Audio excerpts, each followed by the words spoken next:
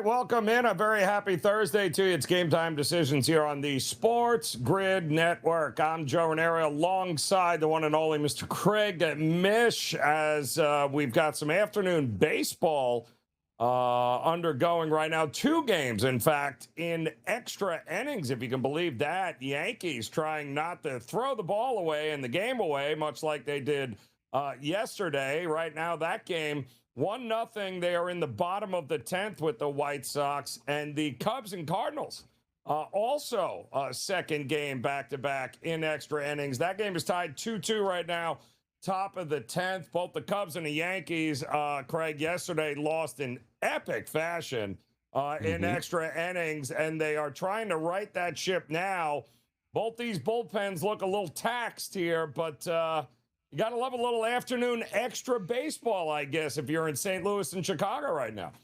Yeah, I didn't think we'd have any live action during our show at all, Joe. It's great to be with you once again. I thought that a lot of the games would be completed, but I guess from the Yankees' perspective, the last 24 hours, we have realized that, yes, they probably do need another catcher to add to their team because poor Ali Sanchez has had, and I've watched Ali Sanchez play. I've never spoke to him in person, but I've seen him play.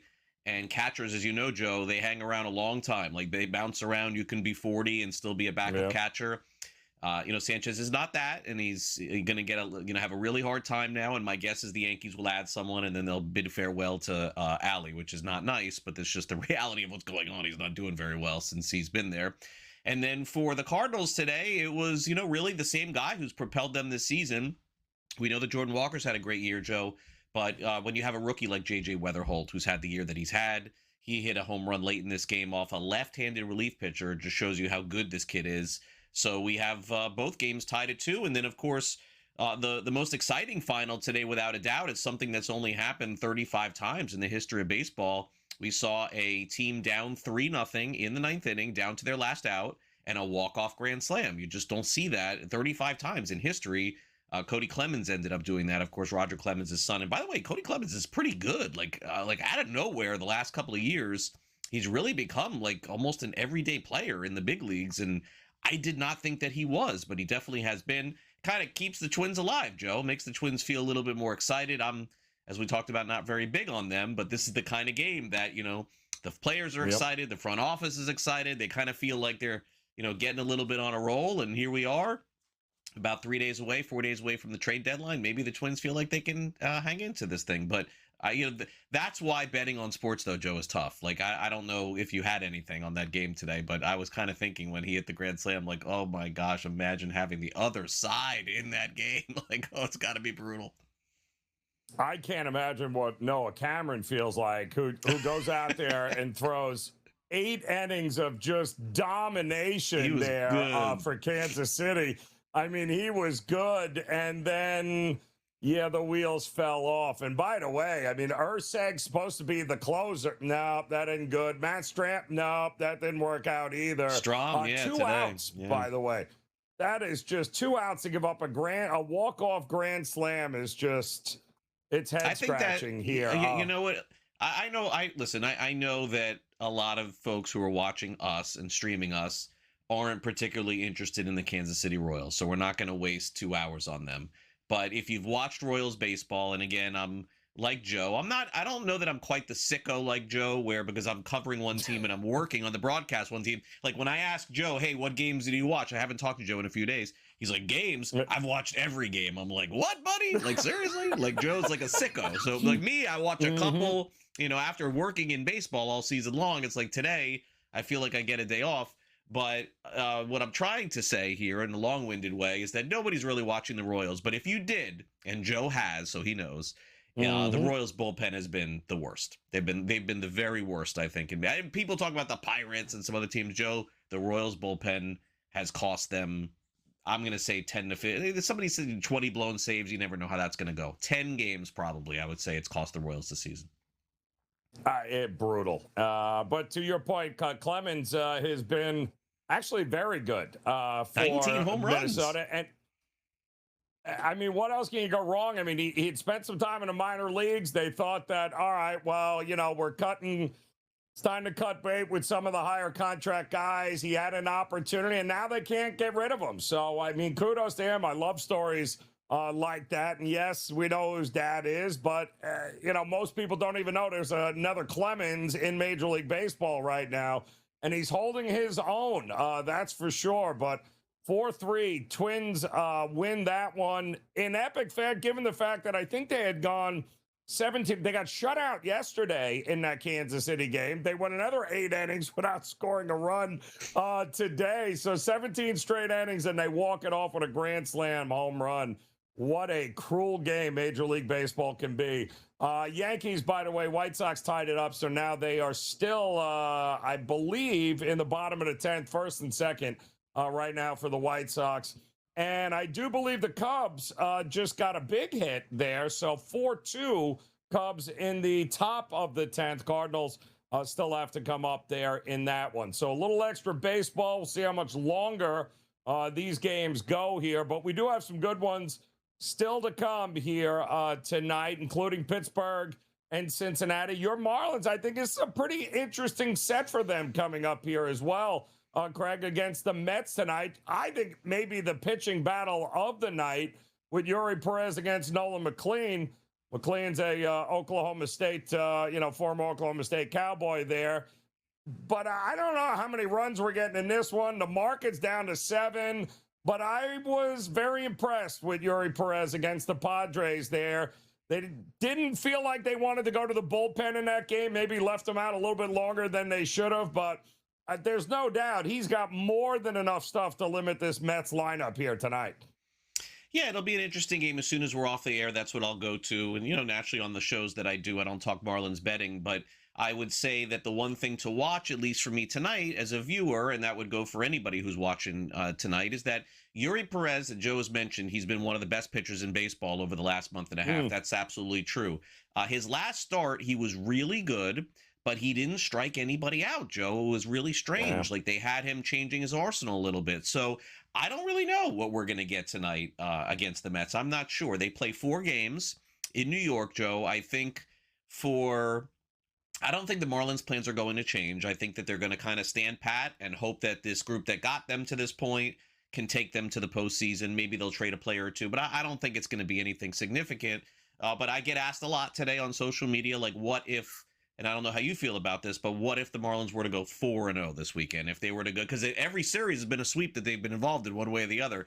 I tend to think that this series is not going to be a sweep one way or the other. A 4-game series is a rare sweep by one team. So I think the Marlins have a good chance to win 3 out of 4 here, but I would assume, Joe, that the Mets are actually playing better. Like I started looking into them a little bit today because, again, covering the Marlins, it seems to me, Joe, even without Soto, they're starting to pitch a little better. Their bullpen's starting to get a little better too, and some of the hitters are starting to come along. And would it shock anybody, Joe, if from this point forward the Mets played 500 baseball all season, still finishing 10 under, 15 under? I think it could happen. So I think it'll be a competitive series. And Joe, you watched those games, last 3 against Philly and Miami. Guess what? 1-run game, 1-run game, 1-run game, 1-run game. Yeah, it's gonna be a tight series against the Mets this weekend. I had, the Mets have just underperformed. We all know that. I was impressed with the doubleheader. Yes, they won game 1, 3-2, keeping in mind they don't have Soto, right? And they went toe-to-toe with Sale, a 1-0 game. They did. It was a close game. That was great last night. I just can't get over the wild swings with the you go it's unbelievable. 20 wins in the month of June, you lose 12 in a row. Now they're going to rattle off another 8 wins in a row. You gotta love Major League Baseball. It is such a game of streaks, and it feels like the Marlins are just one of those streaky teams this year where when they're going good, they're going great. When it goes bad, it goes bad. We'll see what happens here tonight. We got much more Major League Baseball to talk about, some NFL action as well as game time decisions.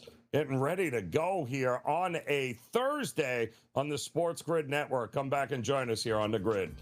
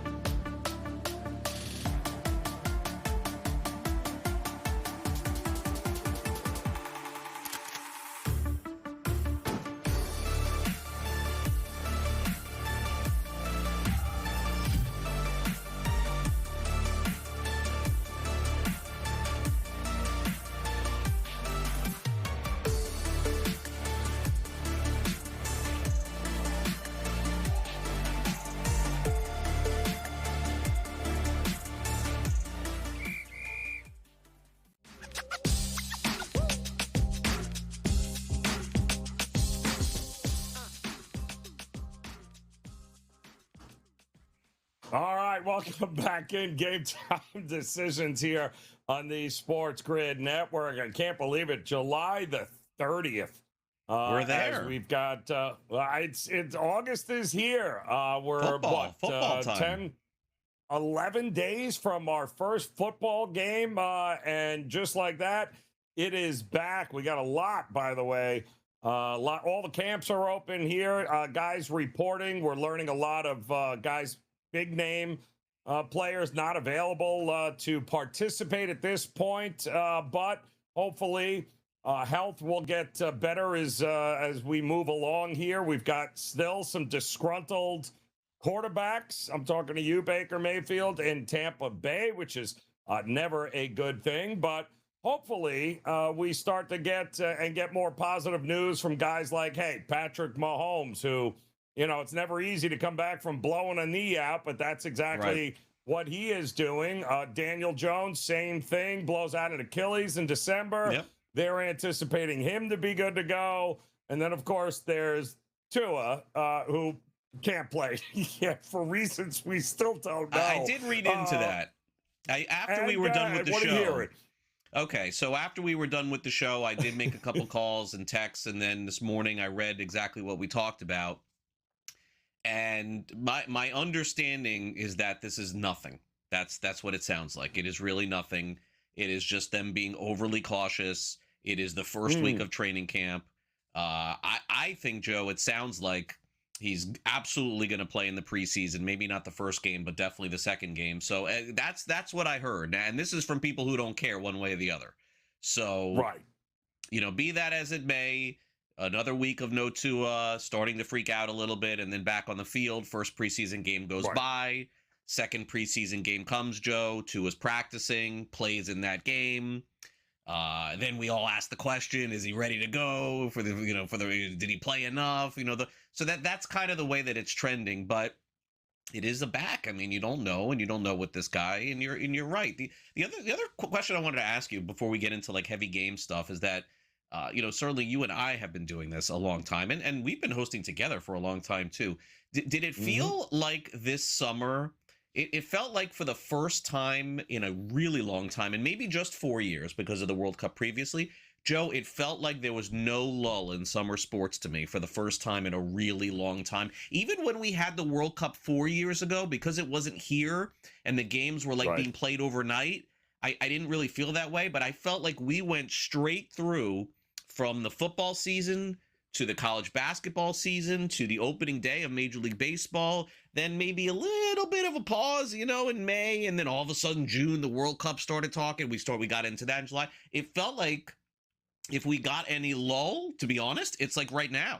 It was like 1 week, and that's basically it. And then training camps open. I don't know. I mean, you've been at this just as long as me. I don't know how you felt about it, but sports, and there's always something to bet on. I understand that, but I'm just saying realistically, the country here in the United States that bets on sports, that watches sports, I don't feel like they took a pause almost at all this year. I don't know if that feels accurate to you or not. It does, but I also think I was just having this conversation the other week, and I think a lot of it has to do with the fact that look at what has happened just over the last year. Besides most recently World Cup, you had Olympics, you had you had the World Baseball Classic. We have had an awful lot of events, right? It's true. I mean, on the world stage where it just feels like it's all been one consistent, unbelievable, no time to breathe, rest. And, oh, yeah, by the way, it's August and welcome back football. But I think a lot of that has to do with maybe the attention and, you know, all the Olympic stuff, the World Cup stuff, the, World Baseball. Think about all of that we have had over the last 12 months. It's kind of been, it's been a little overwhelming, has it not? And I mean, don't forget baseball. You know this. Baseball started with the World Baseball Classic, so it feels like I forgot about that. Baseball started in February. It's really right. does. Like that. Yeah, that big event too. It just and again, next year we will not have the Olympics, we will not have the WBC, and we will not have the World Cup. So maybe it'll feel a little bit different. Right? Don't say that. Don't say that. Watch yourself. Watch yourself. We will have baseball. What am I going to be doing? Belarus handball, like you said? No, I'm not doing that. That's correct. So I think some people, when I say that, they respond, well, there's always something to bet on. And look, I get that if you're a degenerate. Yes, I understand. But the average person is going to bet on football some, they're going to bet on baseball some, basketball. And, maybe the other thing, too, is that the prediction markets are now, for the first time in our history, it feels like almost as popular as the betting markets, too. So there's always something to pop on if you feel a certain way about something. I myself follow the prediction markets, and I have the apps. I don't do anything with them, and I just follow the way that things are going to go. But to your point, to kind of tie a bow on this entire conversation, no, I'm not going to be betting on preseason. But it definitely for me, the football talk begins with people like us, but it really begins when that first NFL preseason game happens. Like, everyone is watching and then turning off after the first 5 minutes, but everyone is watching that first 5 minutes of that Hall of Fame game like, wow, football's back. And then you realize, oh my gosh, the preseason is so bad. And then we turn it off. But yes, I think that that's kind of the rite of passage when football really begins.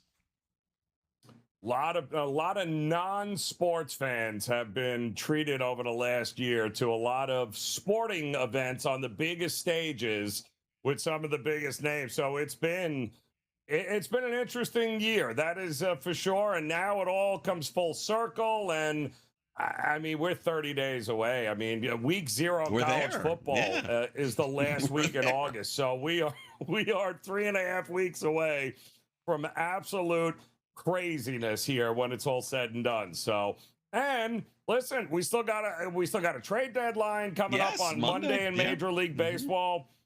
Who is going to win? Who's not? Who's going to be a seller? Who's going to be a buyer? Still a lot to be determined here. A lot of teams vying for some postseason life. And will they go on a run? This month of August is going to be fascinating in Major League Baseball. All while we're trying to get ready, of course, once again, for college football and the start of the NFL season. And don't look now. Yeah, that means the NBA, the NHL, and college basketball not that far off either. So no sleep for the weary here. We've got plenty more to go here. By the way, still in the extra innings, 1-1, bottom of the 11th, Yankees and the White Sox. And I think the Cubs just closed it out 4-2 over the Cardinals in 10 That's probably innings. It for the Cardinals. I think that's it for the Cardinals. More coming up here on Game Time Decisions.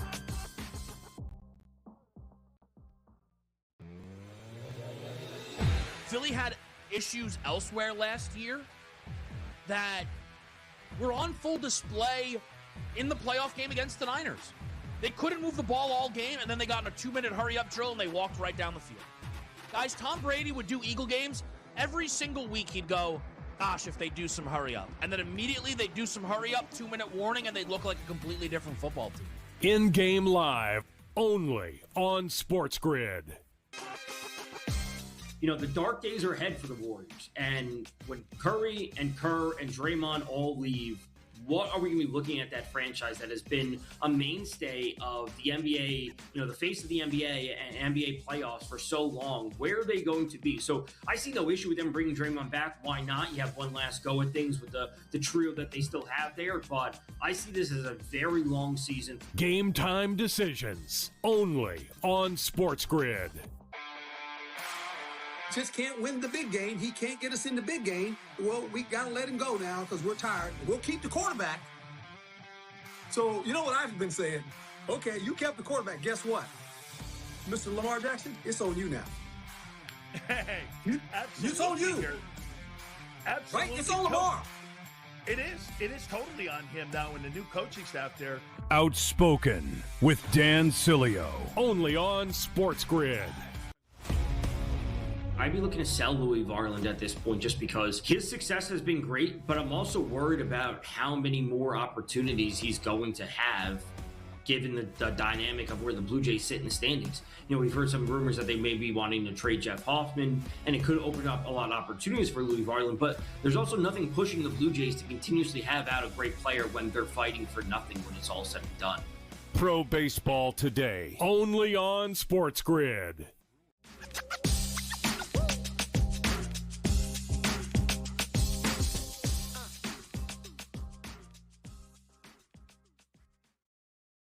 right, welcome back in. Game Time Decisions here on the Sports Grid Network. Good to see the Yankees just kicking the ball around the infield. That's always fun there. But it is tied 1-1 in the 11th. The Yankees have done a fantastic job, I believe, 1 of 14 with runners in scoring position. Bases loaded for the White Sox, 1 out. We'll let you know how this goes. It has been a rough series here, although the Yankees won the first 2 games, lost last night in epic fashion. Right. And they're on the verge of a split here with the White Sox. And just like that, Craig, the White Sox very much alive, very much, in the Central fighting. What a turnaround. Hey, all things being equal, the White Sox end up making the postseason this year. Might be one of the most unbelievable turnarounds that we have seen in a very, very long time here. I would put it on par with, that's like waking up and be like, hey, the Rockies are in playoff. Like, wait a minute, what? Yeah. It's kind of amazing what they've done here in just 12 to 16 months. Yeah, if you think about it, Joe, the last time that we thought the White Sox were going to be like this was, I'm going to go back probably 4 or 5 years ago when, if you remember, Tony La Russa was the manager for a year for the White Sox, Joe. Do you remember that?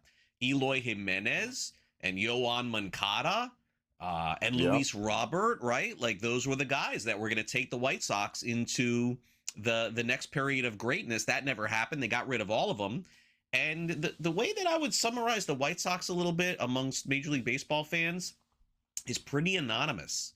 They don't have a lot of players that the average fan can name, and their pitching staff, Joe, which has been very good, and I know Burke pitched very well today, a lot of people don't know who these guys are. Like Davis Martin. It's like where did they even find a lot of these guys? So it leads me to believe that there's some regression maybe coming for them. I do think Cleveland is better than them, and I do think Cleveland's going to win the division. But to your point, Will Venable may win Manager of the Year in the American League. I think if they make the playoffs, he will.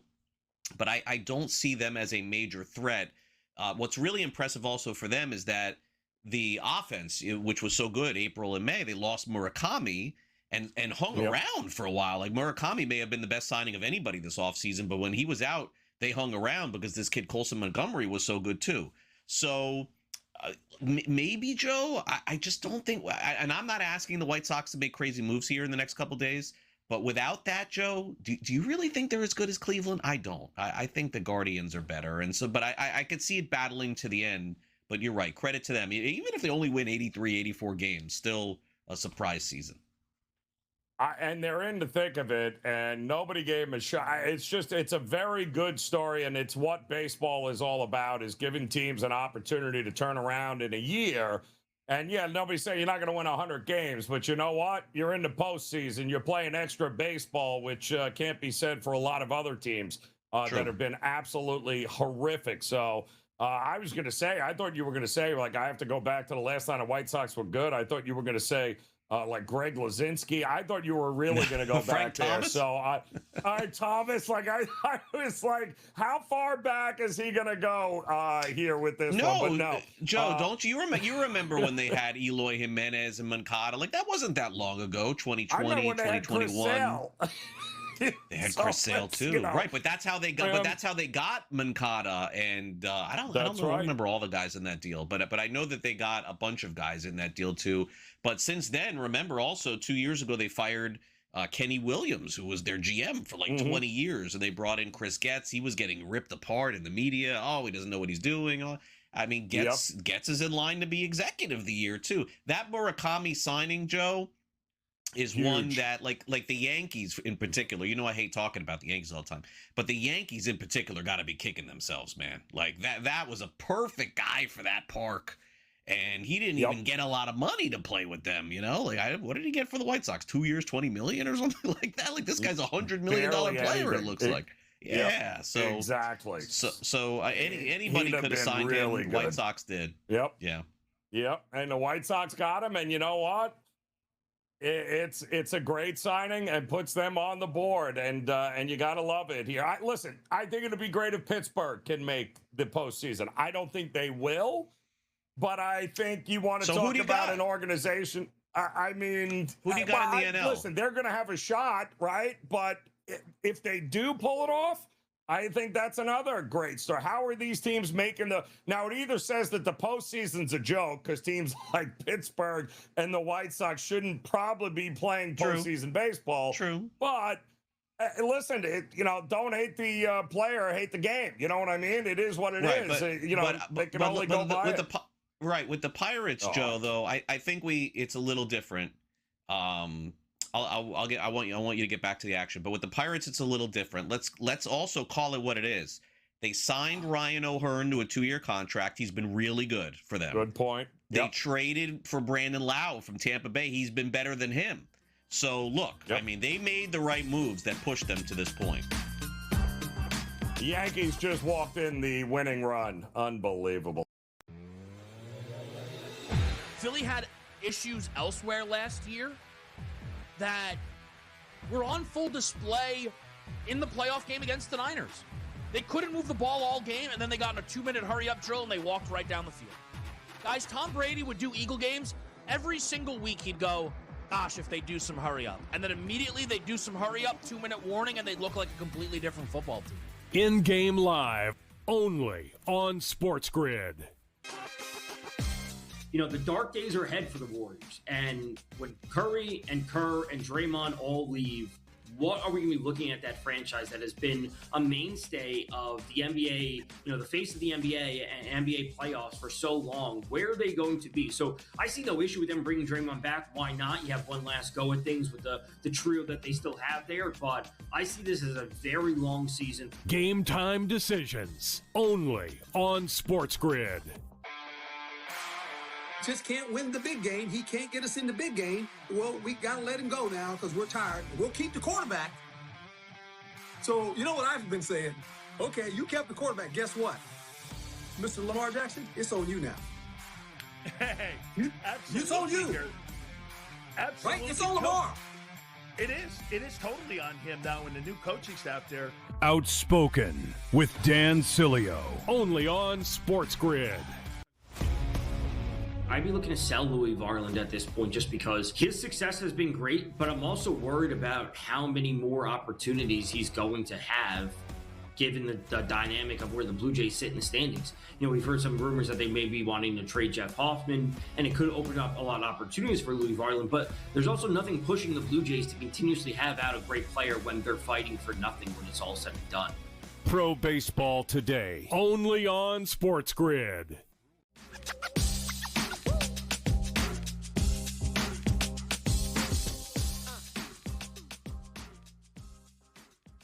All right, welcome back in game time decisions, rather, here on the SportsGrid Network, as we just finished up two of the earlier games from today. Both went to extra innings. The Cubs bounced back, beat the Cardinals.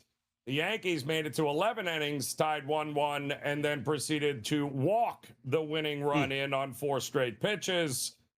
Cruz, that was a fantastic job. So White Sox get a nice comeback. I mean, they were down 2-0 in a 4-game set against the Yankees. They win the final 2. They split it. Now very much in the postseason conversation here.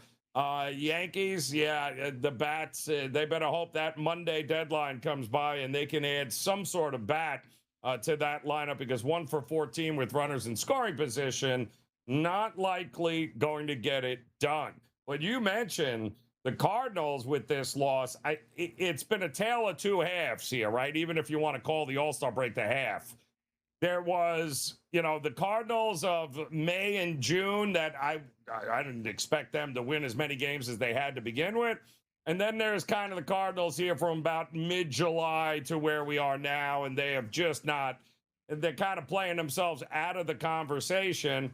But it's not easy with the Cardinals, because I don't know who they would sell, or even who they might buy or go at. That pitching staff, you're not beating anybody with that pitching staff one way or the other. So the Cardinals, if anything, feels like, are they just going to stand pat? Is that kind of what they're going to do?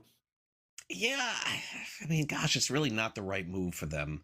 I think that their odds are under like 10% now, maybe, to make the playoffs with this loss.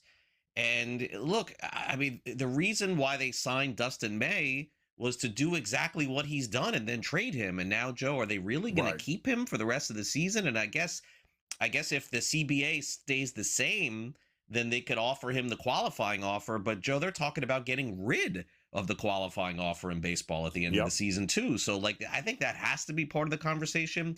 Look, I believe in Chaim Bloom. I believe that Craig Breslow right now in Boston, Joe, is reaping the benefits of everything that Chaim Bloom did. I mean, the Red Sox, all these players and everything that they have and all these trades that they can make are because Chaim Bloom rebuilt this farm system. Chaim Bloom got fired because he traded Mookie Betts for nothing. And we all understand that. And I'm sure Chaim Bloom understands that, Joe, that trade didn't work out. And because they traded a generational player for nothing, he lost his job. I think that's BS. I think he did a good job in Boston. I think he's going to do a good job in St. Louis. It's a tough spot to be in if you're him, because he fully expected this team to be 5-6 games under, making trades and trading for the future. Instead, they've been around 500.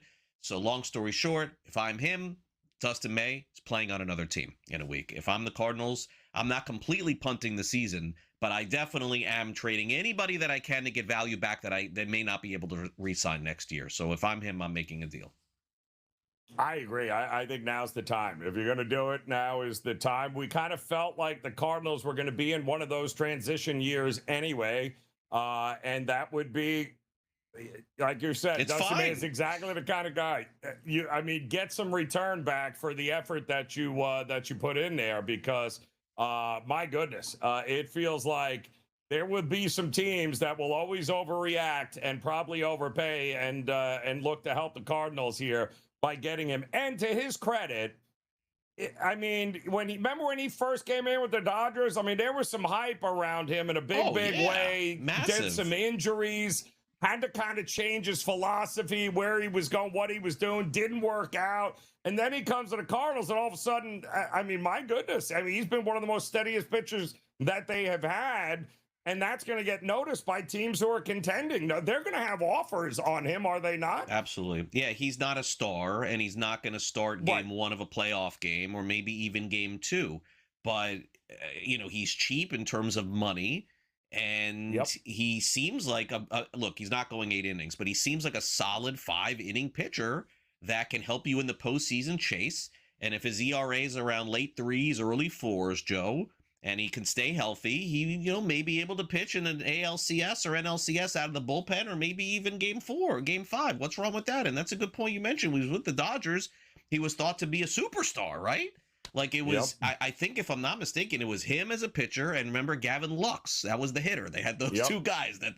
Those are the two guys that were going to carry them, and neither of them really worked out. I think Gavin Lux is actually in Tampa Bay. I don't think he's played much at all this year, but yeah, I think it's hard, because the Cardinals fans, Joe, they still show up at Busch.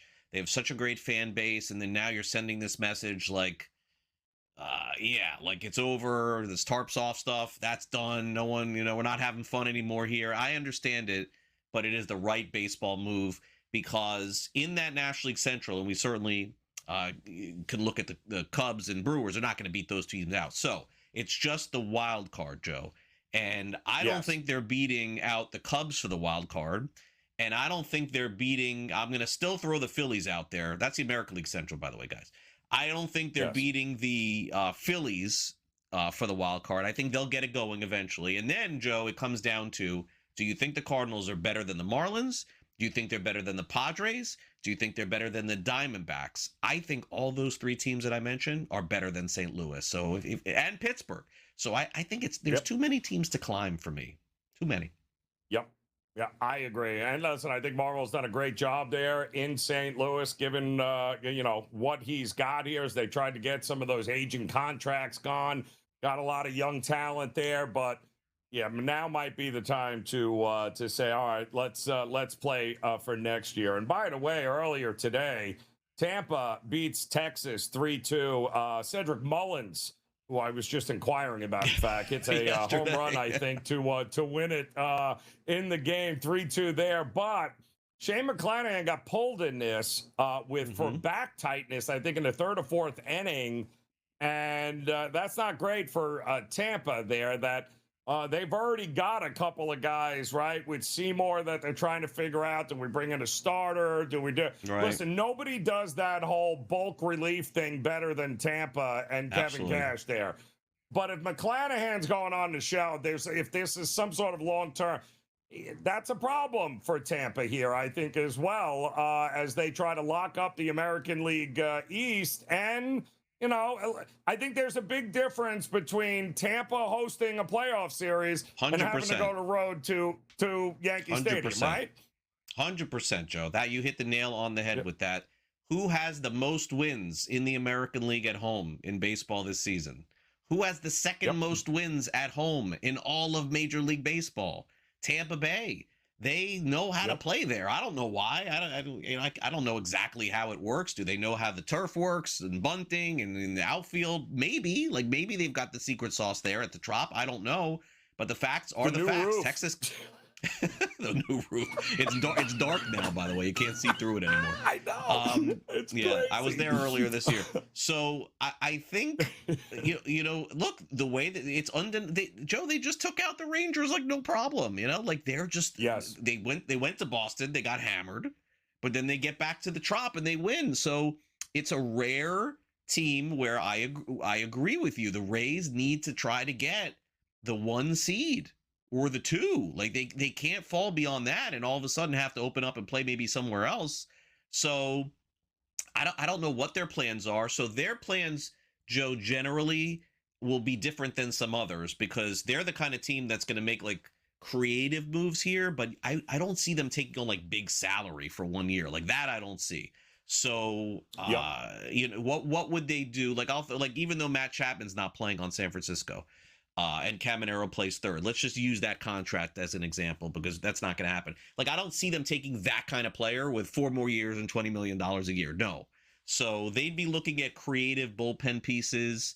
Maybe, May is actually a good example of a guy they probably could bring in and have him pitch 4 or 5 innings at a time and then go to that bullpen, use an opener, use a closer too. So that's kind of what I expect from the Rays, but that's a great point by you. They absolutely have to be at home. And by the way, I would take them at home in the first round of the playoffs too. I think they'll win. And don't forget, it's a new ownership group too, by the way, in Tampa. So they're not trying to run to Montreal. They're going to get their new stadium. It looks like somewhere in Tampa, downtown Tampa, over by where the Bucks play. So maybe they'd be willing to spend a little something here to make a run at this. We'll have to see, though, as Game Time Decisions continues on the Grid.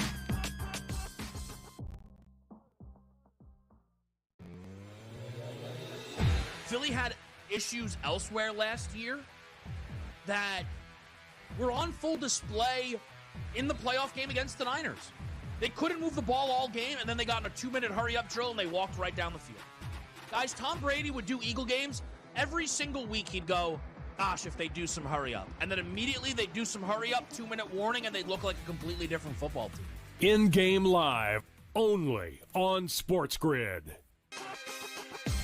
The dark days are ahead for the Warriors. And when Curry and Kerr and Draymond all leave, what are we going to be looking at that franchise that has been a mainstay of the NBA, the face of the NBA and NBA playoffs for so long? Where are they going to be? So I see no issue with them bringing Draymond back. Why not? You have one last go at things with the trio that they still have there. But I see this as a very long season. Game Time Decisions, only on SportsGrid.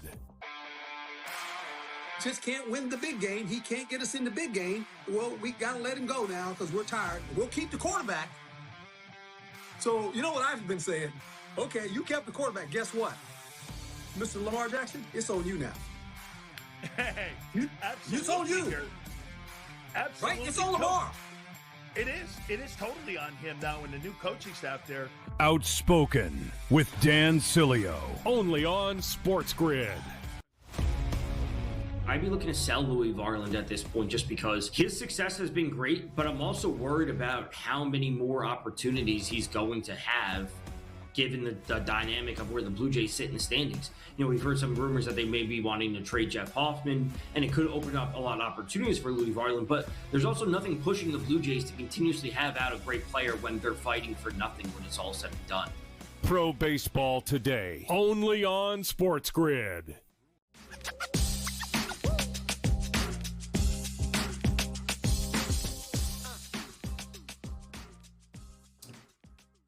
All right, welcome back in. Here we go. Game time decisions on the SportsGrid network. Joe Raineri alongside Craig Mish as we had a handful of afternoon baseball games already in the books. We got 6, I believe, still to come here this evening. Going to be the Marlins and the Mets. You got the Pirates, Reds. We got the Red Sox and the Athletics wrapping up their series at Sutter Health Park. The Nats and Braves at Truist. You got the Giants going up against the Padres and the Mariners and Dodgers in the final game of that set there. And I do think the Red Sox is in. Now, Red Sox, I believe, when they leave Sacramento, and again, we watched another game last night, kind of do or die for the Red Sox, happened late. But, I mean, where are the runs? And do they realize it's Sacramento, it's 92 degrees in a ballpark that elevates the run scoring by about 7% across Major League Baseball, and the Red Sox nor the Athletics can seem to get anything more than 4 runs across. Sonny Gray is, you want to talk about a guy, I don't know if you had him on the bingo card being 12-2 at this point in the season wins. here, Craig. I did not see that, No.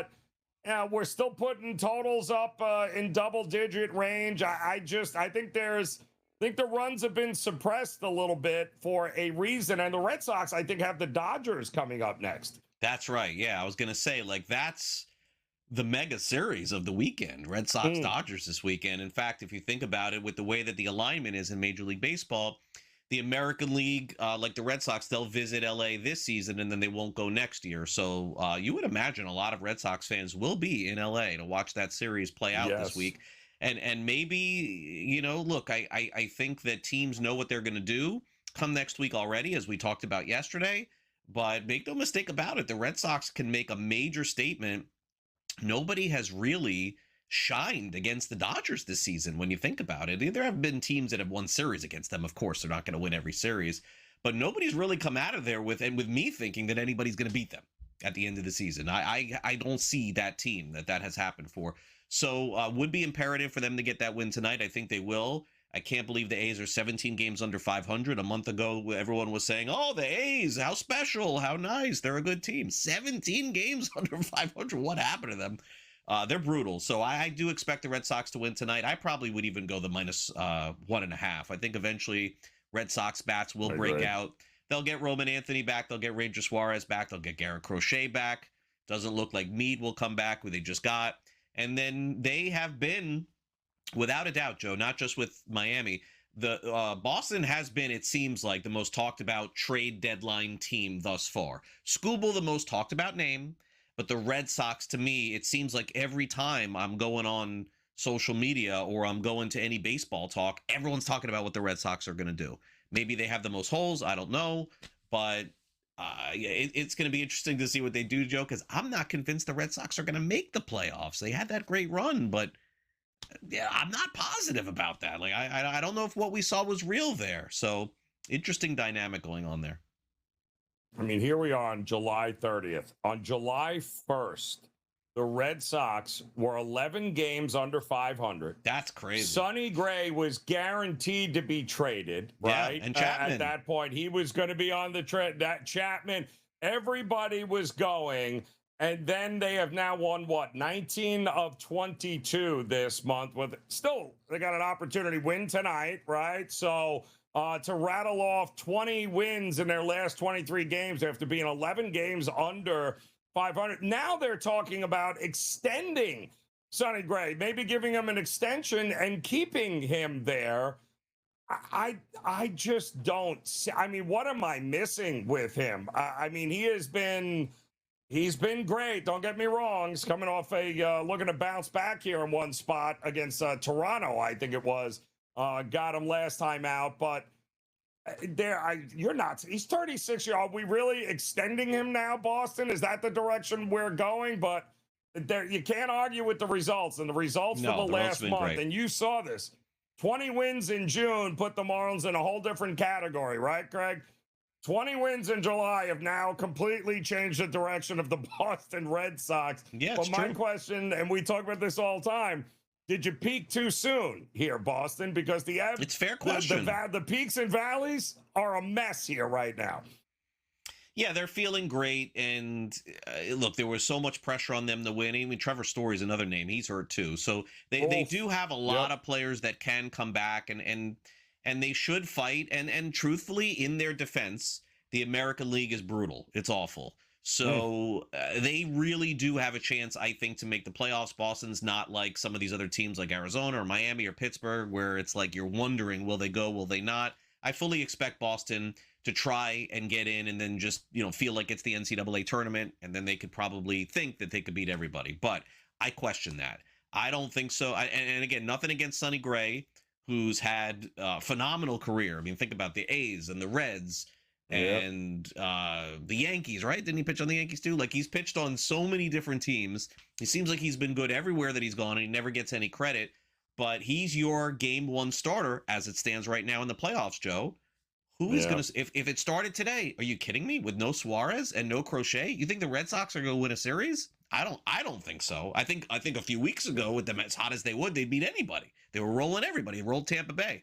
But I just don't see them getting this hot again. I think they'll win tonight. They could even play well a little bit in LA, but without getting, to me, massive help. I don't think that this is a team that's built to go very deep into the postseason. In fact, between those three teams in the American League East, Tampa Bay, New York, Boston, I think Tampa Bay has the better shot of the three of going deep. Best shot.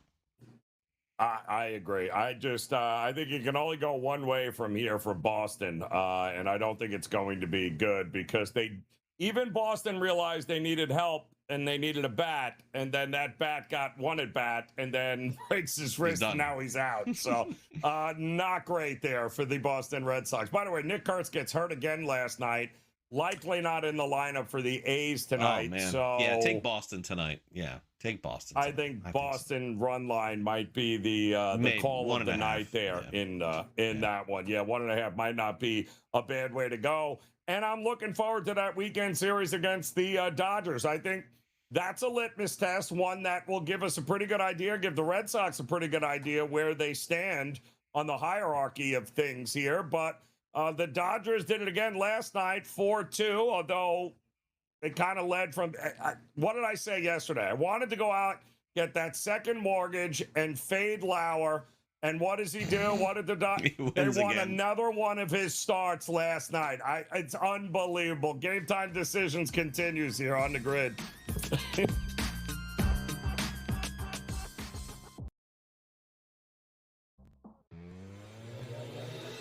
Philly had issues elsewhere last year that were on full display in the playoff game against the Niners. They couldn't move the ball all game, and then they got in a 2-minute hurry-up drill, and they walked right down the field. Guys, Tom Brady would do Eagle games. Every single week he'd go, gosh, if they do some hurry-up. And then immediately they'd do some hurry-up, 2-minute warning, and they'd look like a completely different football team. In-game live, only on SportsGrid. The dark days are ahead for the Warriors. And when Curry and Kerr and Draymond all leave, what are we going to be looking at that franchise that has been a mainstay of the NBA, the face of the NBA and NBA playoffs for so long? Where are they going to be? So I see no issue with them bringing Draymond back. Why not? You have one last go at things with the trio that they still have there. But I see this as a very long season. Game time decisions, only on SportsGrid. Just can't win the big game. He can't get us in the big game. Well, we got to let him go now because we're tired. We'll keep the quarterback. So, you know what I've been saying? Okay, you kept the quarterback. Guess what? Mr. Lamar Jackson, it's on you now. Hey, It's on you. Absolutely. Right? It's on Lamar. It is totally on him now when the new coaching staff there. Outspoken with Dan Cilio, only on SportsGrid. I'd be looking to sell Louis Varland at this point just because his success has been great, but I'm also worried about how many more opportunities he's going to have given the dynamic of where the Blue Jays sit in the standings. You know, we've heard some rumors that they may be wanting to trade Jeff Hoffman, and it could open up a lot of opportunities for Louis Varland, but there's also nothing pushing the Blue Jays to continuously have out a great player when they're fighting for nothing when it's all said and done. Pro Baseball Today, only on SportsGrid.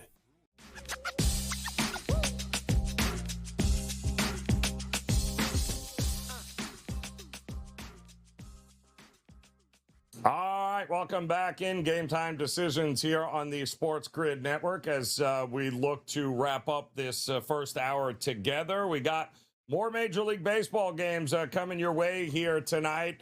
Boston at the Athletics. Dodgers looking to wrap it up against Seattle before, once again, Boston comes to town for a pretty fun weekend series there. And just when you thought it couldn't get any better for the Dodgers, Craig, they got guys like Aaron Lauer, they sign off the street, couldn't hit water if they fell out of a boat, couldn't get anybody out with Toronto.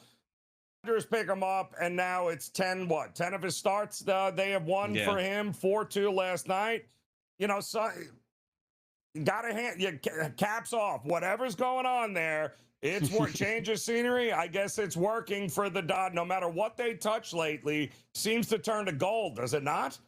Yeah, and the other thing too with the Dodgers is that, man, like the rumors. And look, I pay attention to everything. I don't take everything very seriously because, again, being an insider and being involved in this for so long, I've learned and understood that there are some people, including us, that are getting paid to talk about this stuff. So you have to have like some content, and you need clicks, and you need people to go to your website.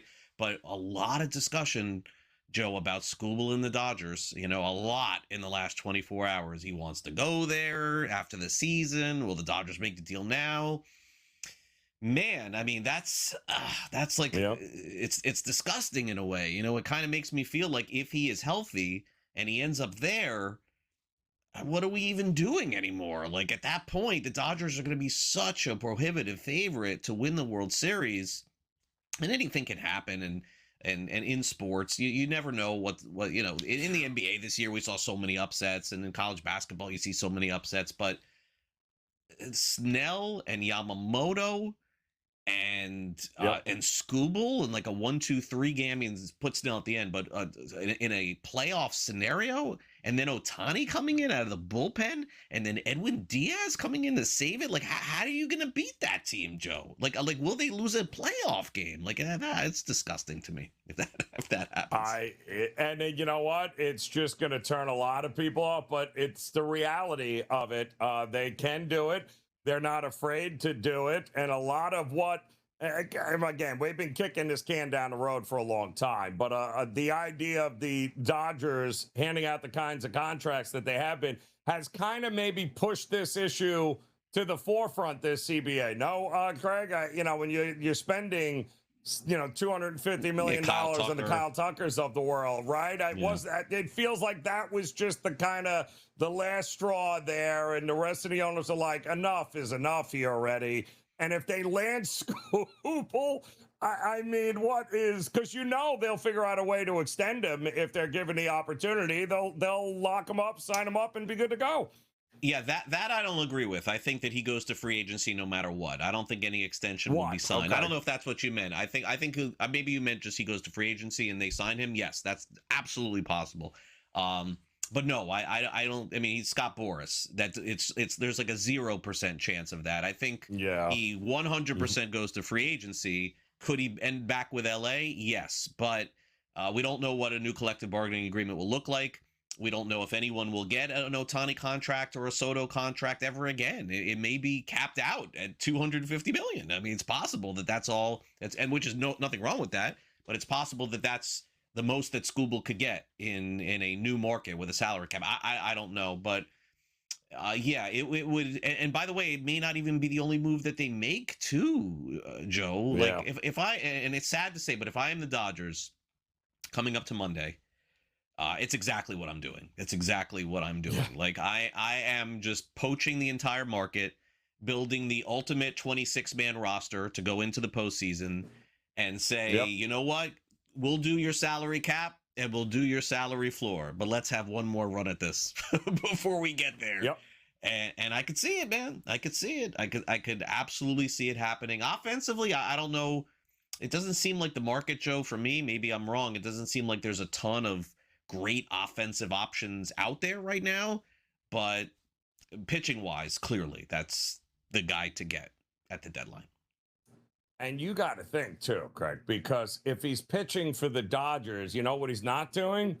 Pitching against the Dodgers, Right. Which is another thing the Dodgers would be looking at and saying, listen, we'll get him. We got no problem. We'll, like, whatever happens next year is going to happen next year. But in the meantime, we're going to make sure Scooble's not going to somebody else. That's why I mentioned the Braves. I think the Braves definitely will be in the mix, but they are very hesitant. But they're very hesitant to trade young players for rentals. They really don't do that often. So I think we have to keep the Braves in the mix, but I told you, we've been talking about it. My sneaky team, you talked about it, to beat the Dodgers, Arizona would be my sneaky team to get Scooble. Love it. More game time decisions, another hour next here on the Grid. Philly had issues elsewhere last year that were on full display in the playoff game against the Niners. They couldn't move the ball all game, and then they got in a 2-minute hurry-up drill, and they walked right down the field. Guys, Tom Brady would do Eagle games. Every single week he'd go, gosh, if they do some hurry-up. And then immediately they'd do some hurry-up, 2-minute warning, and they'd look like a completely different football team. In-game live, only on SportsGrid. You know, the dark days are ahead for the Warriors. And when Curry and Kerr and Draymond all leave, what are we going to be looking at that franchise that has been a mainstay of the NBA, you know, the face of the NBA and NBA playoffs for so long? Where are they going to be? So I see no issue with them bringing Draymond back. Why not? You have one last go at things with the trio that they still have there. But I see this as a very long season. Game time decisions, only on SportsGrid. Just can't win the big game. He can't get us in the big game. Well, we got to let him go now because we're tired. We'll keep the quarterback. So, you know what I've been saying? Okay, you kept the quarterback. Guess what? Mr. Lamar Jackson, it's on you now. Hey, It's on you. Absolutely. Right? It's on Lamar. It is totally on him now when the new coaching staff there. Outspoken with Dan Cilio, only on SportsGrid. I'd be looking to sell Louis Varland at this point just because his success has been great, but I'm also worried about how many more opportunities he's going to have given the dynamic of where the Blue Jays sit in the standings. You know, we've heard some rumors that they may be wanting to trade Jeff Hoffman, and it could open up a lot of opportunities for Louis Varland, but there's also nothing pushing the Blue Jays to continuously have out a great player when they're fighting for nothing when it's all said and done. Pro Baseball Today, only on SportsGrid.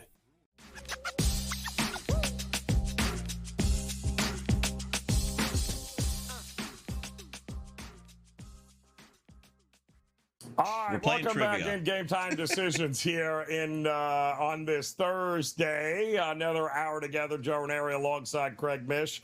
More Major League Baseball coming your way as we get you ready for 6 games on the night slate here, and it's going to kick off just after the top of next hour there with Citi Field. The Marlins taking on the Mets. An interesting one with Washington and Atlanta, I think, is also going to be a fun game here tonight. The Great American Small Park there in Cincinnati.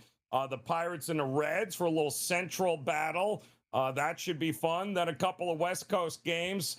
Giants, Padres. You got the Red Sox, the Athletics, and then the Dodgers hosting the Mariners. And we were talking, of course, about the Dodgers and all the rumors about, well, you know what? Tariq Skubal likely going to be available. Dodgers likely going to be in the market for another starting pitcher. And you had just mentioned to me, Craig, that I forget Scott Boras is his agent. So now I know why Detroit's like, well, we're never signing him. That's not going to happen. It's never happening. He's coming as a free agent. And I had said, well, the Dodgers will just sign him simply so he's not pitching against the Dodgers.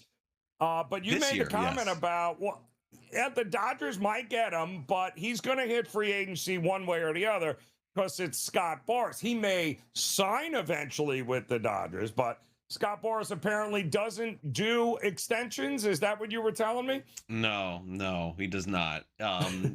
He probably has. We probably could go back in the archives and find guys that he's done like rookie stuff with, where they get signed in there at the beginning.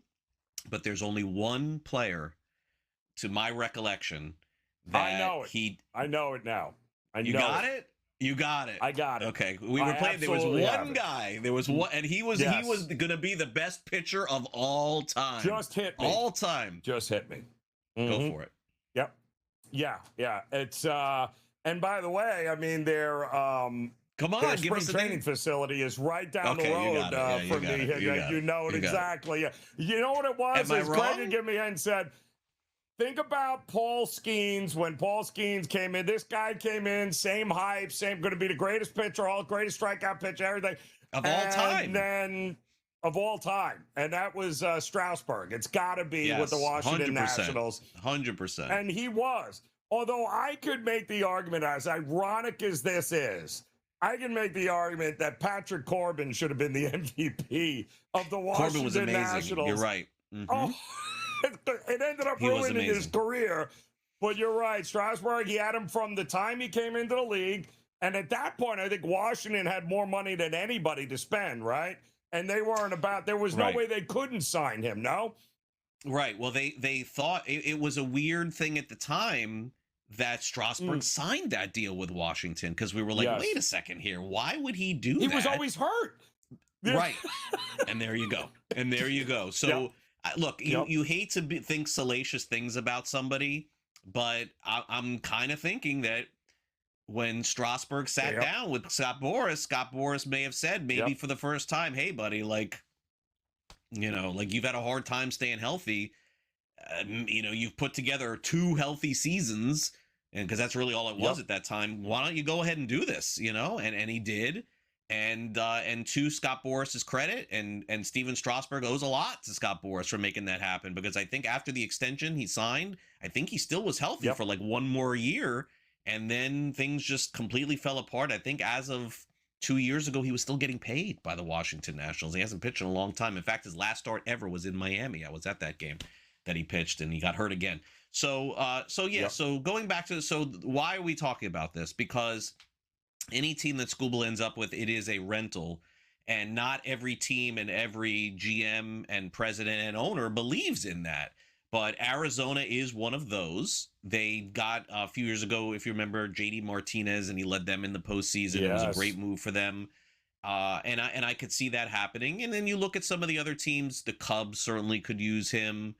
Their pitching has been rough, but the Cubs have been guilty every year, Joe, of really not doing a lot at the deadline, not doing enough at the deadline. It doesn't seem like before Theo Epstein and Jed Hoyer now, it seems like they kind of play with who they have at the trade deadline. So the Dodgers are always that really aggressive team. Arizona's one. San Diego, they're always aggressive, but would they do something like that? Do they have enough guys to trade anymore for somebody like that? I don't think so. It's going to be fun. I personally, of course, am hoping that it's not LA. I would love for him to go to some team, Joe, that could go against the Dodgers in the American League. Tampa Bay, wouldn't that be a great spot for him if he ended up there? Maybe Texas, wouldn't that be a great spot? Maybe at least that gives them a shot too. But alas, the Poly Market and Kalshi tell us that it's going to be the Dodgers. Well, let me ask you a question. If you are Detroit, okay, because Detroit still has leverage in this deal. Yes, he's going to be a free agent, but Detroit gets to decide whether or not they're trading him, right? I mean, they're the ones that get to decide what pack. What are you looking for if you are Detroit for a Tariq Skubal rental, knowing, he's gone next year anyway? So what are you looking for exactly in return? You're probably going to end up getting the team's best prospect in their system. I think that's going to be it. At least the top one. Yeah, you're going to get their best prospect. Even though it is a rental, that's what's going to happen. So the Dodgers naturally have a few that they could offer. But a lot of the teams that are in it don't necessarily have the great prospect capital. Now, Ironically, the reason why the Red Sox are getting talked about so much, Joe, is because they have 2 or 3 really high-end prospects that it seems like they're dangling right now to get a little bit better. So maybe they are one. And, certainly Seattle, as we've heard, just some rumors about Emerson Hancock. I mean, he may be on Seattle's, in their rotation, their 3 or their 4. I mean, he's a potential ace for another team if he ends up getting it turned around or becoming better too. So, that's a good example, like him going to Detroit for Hancock. Like, I don't know if that's enough, but that's like the kind of thing that could potentially happen. But no, there's no team that would take him and prepare for next year. It would all be for the final 2 months of the season. It would all be for a rental push. Yeah, it would Doesn't all be feel a like rental the Braves. Doesn't feel like a Braves move. Like you said, they don't do that. They don't part with young guys and young players in that farm system. Yankees don't have enough of them. We know that. No, and the pitching is not their issue Spencer either. Jones. I mean, I don't know. Pitching is not their issue, and Jones is not good enough. Not even close to get that. I'd have to scour it. I hope we're surprised on Monday, but I have a feeling we're not going to be. But it is the right move for Detroit. We talked about that game yesterday. We were following it as we were doing the show here against Baltimore. And Baltimore came all the way to bat. It felt like the dagger. And I know that Detroit is still on Fangraphs mathematically 30% in it because a run for any team puts them in it. But they're going to look back, Joe, if they don't make the playoffs and still play just 500 baseball the rest of the season, that's not going to get them in. They're going to look back at the end of the year, and they're going to get that GM is going to be in huge trouble. Huge trouble in Detroit if he doesn't make this trade and they end up losing. Because this is the same GM that gave Framber Valdez a lot of money, too. Don't forget that. And now it looks like that was a disaster, too. So, these signings and these sitting on your hands kind of deals, it can really cost you. And for Detroit, I just think it's the right move. And I believe one of the things that is set to go away once the calendar turns and the CBA goes is that whole, they can make a qualifying offer if they lose them in free agency. That could be the idea of them getting a compensatory pick. That could be gone, right? Yes. They want to get rid of it. Yeah, so that's all of a sudden Detroit's under the gun now. So you either got to make them hurry up, you either got to trade them, or you got to hurry up and lose them in free agency along the way so you can get something in return. Because that won't be there come January 1st. I'm with you on that one there. So, listen, a lot of this all depends on who does really, really well this weekend and who puts themselves into a position to actually think they can make the postseason. I think the Padres are a fascinating study here over the next couple of days, but they got to get past the Giants again here tonight. Interesting matchup, pitching matchup. We'll talk about that when we get back as Game Time Decisions getting you ready here on the Grid.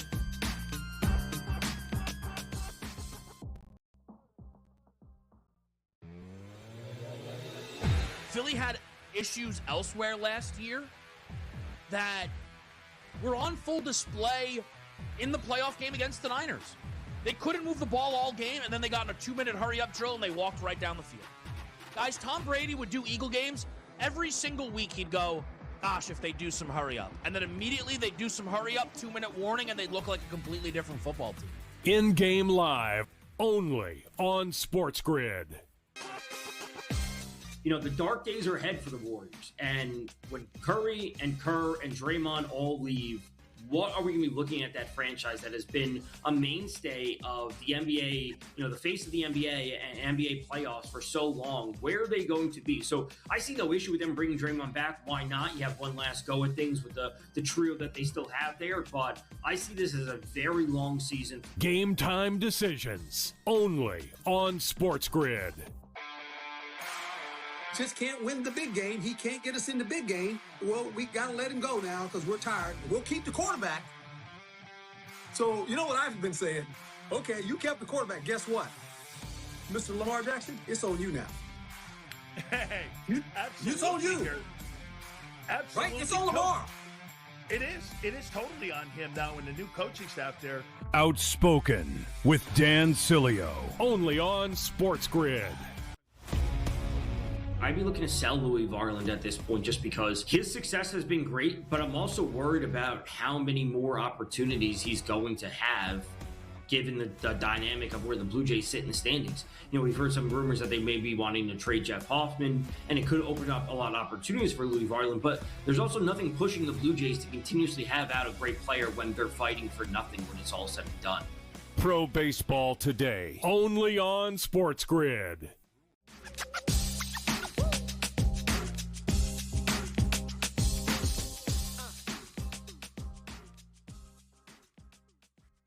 All right, welcome back in as we're getting you ready here. Game time decisions on the SportsGrid network. Plenty more Major League Baseball games just after the top of the hour. But one of the intriguing teams to me is over the next at least a couple of days until we get to Monday and the trade deadline is the Padres, who have finally, you want to talk about a team that woefully underperformed. A team with no front-end starter. And if this was the ownership group prior, they probably already would have went out and bought Skubal if they could have. But they've turned it around, and I got to give them credit here. I mean, Machado finally figuring out Tatis. They've got some guys in there. The back end of that bullpen is as good as any with Mason Miller closing it.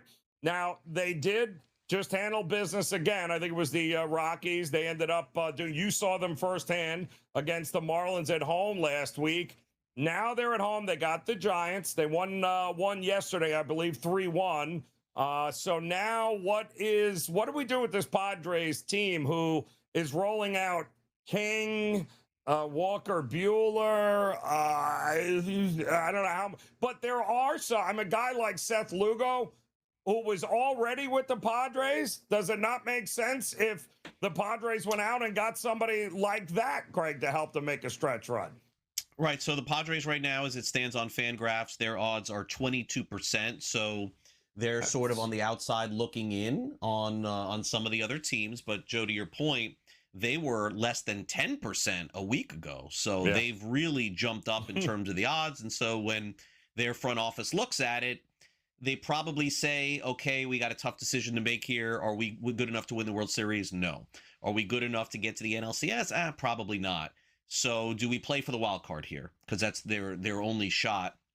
In years past, Joe, with this record, and you mentioned the previous ownership, they would probably look and say, okay, we're 5 games behind LA. We're not going to win the division, but we still are alive in it. That's the difference this year, Joe. They have no chance of winning the division. So it's only for the wild card. How aggressive are they going to get when you're only playing to potentially go on the road for 3 games? I don't know the answer. I still don't think they have enough starting pitching. So if they do plan on trying to make a run at this, they're going to have to go out and get somebody, because it is bullpen day every day almost for the Padres, to me at least. So I don't know the answer, Joe. I really don't know. I know that Manny Machado came out the other day and he said that this is the same team we've had all season. It's just we're starting to play well. That's probably a fair statement. I think their hitting is definitely good enough. 1 through 6, 1 through 7. They're deep enough. And if they decided to go out and make a move, they're going to have to go back into that farm system again. It feels like they always do, and trade guys if they still have it to be able to get not just 1, I think 2 starting pitchers, Joe. I don't think they have enough starters. Not just to win in the postseason. I don't even think they have enough guys to get through the regular season right now. At least that's my view on it. Yeah, they have. And listen, JP Sears, I think, is a fantastic find. He's on the mound for him here tonight, going up against the Giants. And, you know, quietly, he has been money. The team can't score any runs, the Giants. But boy, oh boy, did Robbie Ray turn it around and figure it out. Finally, over the last 5 to 6 weeks. I mean, because early on, it was not good with the Giants, but his last 6 starts, I mean, no runs, 1 run, 1 run. His worst start was against Colorado in Colorado, and he only gave up 3 runs, Craig. But outside of that, no runs to Atlanta, no runs to the Athletics. I mean, you go down the list, he's been really, really good. Giants aren't going to be unloading anybody, at least not that doesn't have an expiring contract here. You want to talk about a guy that absolutely could help some teams here. But kudos to Robbie Ray flying under the radar. I don't see any runs I just don't know where the runs are coming tonight. And I like what I've seen from JP Sears. You saw him in person. Pretty impressive stuff, right? Yeah, and not throwing 97, 98, just getting outs, and he's lefty. So I think you're probably looking at first 5 under, I would say, in at least the way that could play. And then if that happens, you jump back on, and you probably take the Padres at that point because you know they're going to get to that nasty bullpen, and that bullpen with Millers and Morahone and some of those others, they just don't give up any runs. So it'll look. It's kind of weird seeing the Padres being 2 games over 500, but only 20% on Fangraphs, and that sort of tells you they still have a lot of games with LA, and they have a tough schedule left, so it's not going to be easy. And then the other part of it too is that in the past, AJ Preller, Joe, all he had to do was call Peter Seidler, who passed away, or call Seidler family and say, "Hey, this is what I'm doing," and they just give him the keys, And now they're gone. So I don't know. Like, this is the first deadline with sort of this new ownership group in place. What will they do? Will they say, okay, yeah, do whatever you want? Or will it have to be more measured? We're all going to find out together on Monday because there's never been a deadline that Preller hasn't gone all in. This would be the first one that he isn't. So, I mean, this is a guy that got Juan Soto, So, we'll see. It would kill him to have to sit on his hands at the trade deadline. That's for sure. By the way, Padres 30-19 this season against teams under 500. Third best record against losing teams in Major League Baseball. So the games they're supposed to win, they've won. It's the games where people go, that team's pretty good. Yeah, they have not. And again, I think that is where the starting pitching comes into play because if you can't get to the back end of that bullpen because you're down 4 runs, it doesn't really do you a whole heck of a lot of good. But against bad teams, they've done a pretty good job here so far, that's for sure. I think that is going to be a fun series this weekend. Still divisional rivalry. You know what happens with that, Craig. It's as bad as the Giants have been. They did score, 13 runs yesterday? We watched them. Was it 16 runs, I think. So not a great hitter's ballpark, but the Giants don't play in a great hitter's ballpark either at Oracle. Petco is no different. I think it's going to be very interesting here to see what happens over the next couple of days with the Padres. And listen, I think it's going to be very interesting to see what happens with Dombrowski and the Phillies because anytime your star player says, get us help, and the GM is like, yeah, you got all the help you need. Yeah, it's now Dombrowski is at the end of a contract anyway, is he not? I don't know that he's signed long-term with Philly, is he? He is in the last year of his contract with Philadelphia, but it seems like from the comments the owner made is that he'll come back, and he's the president. The GM is Preston Mattingly, the son of Don Mattingly. So all this does make sense, and it makes sense why Donnie got so upset yesterday with those comments from Harper. And you're right. He don't get upset either. Game Time Decisions continues here on the Grid. Philly had issues elsewhere last year that were on full display in the playoff game against the Niners. They couldn't move the ball all game, and then they got in a 2-minute hurry-up drill, and they walked right down the field. Guys, Tom Brady would do Eagle games. Every single week he'd go, gosh, if they do some hurry-up. And then immediately they'd do some hurry-up, 2-minute warning, and they'd look like a completely different football team. In-game live, only on SportsGrid.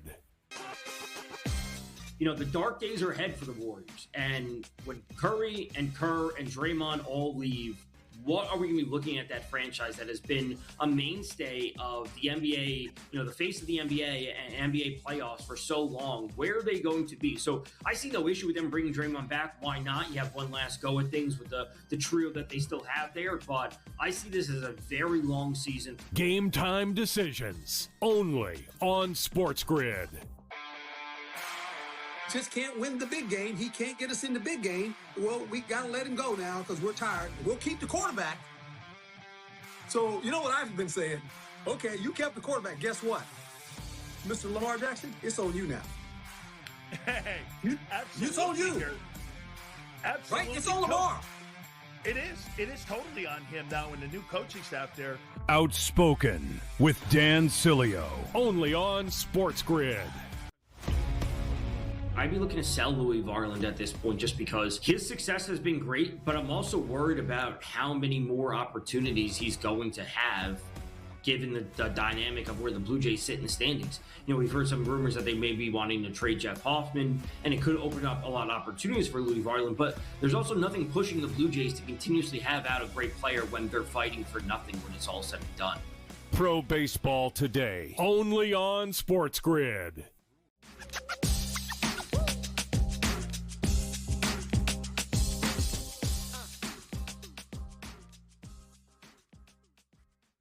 All right, welcome back in Game Time Decisions here on the SportsGrid Network. Joe Raineri alongside Craig Mish as we got some updates for you here on the games set to go here tonight. We're understanding that Ohtani not in the lineup here tonight. We know he's not pitching, even though Dave Roberts tells us that, he's fine. He could throw tomorrow while he's not in the lineup tonight.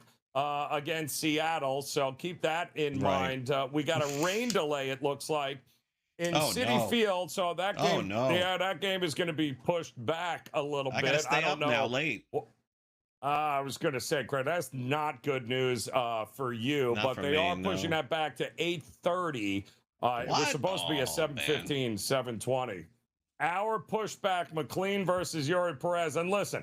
The last time that happened, Toronto this week, and I believe it was Bieber on the mound, I think they delayed that game almost 2 hours, and he came out and walked 6 guys in the first inning. So you want to talk about creatures of habit. These kinds of, don't worry if it's a 2-hour delay, don't always work that well for everybody. And in fact, it was against Washington, who's taken on Atlanta. I think this is a fascinating weekend series here as well.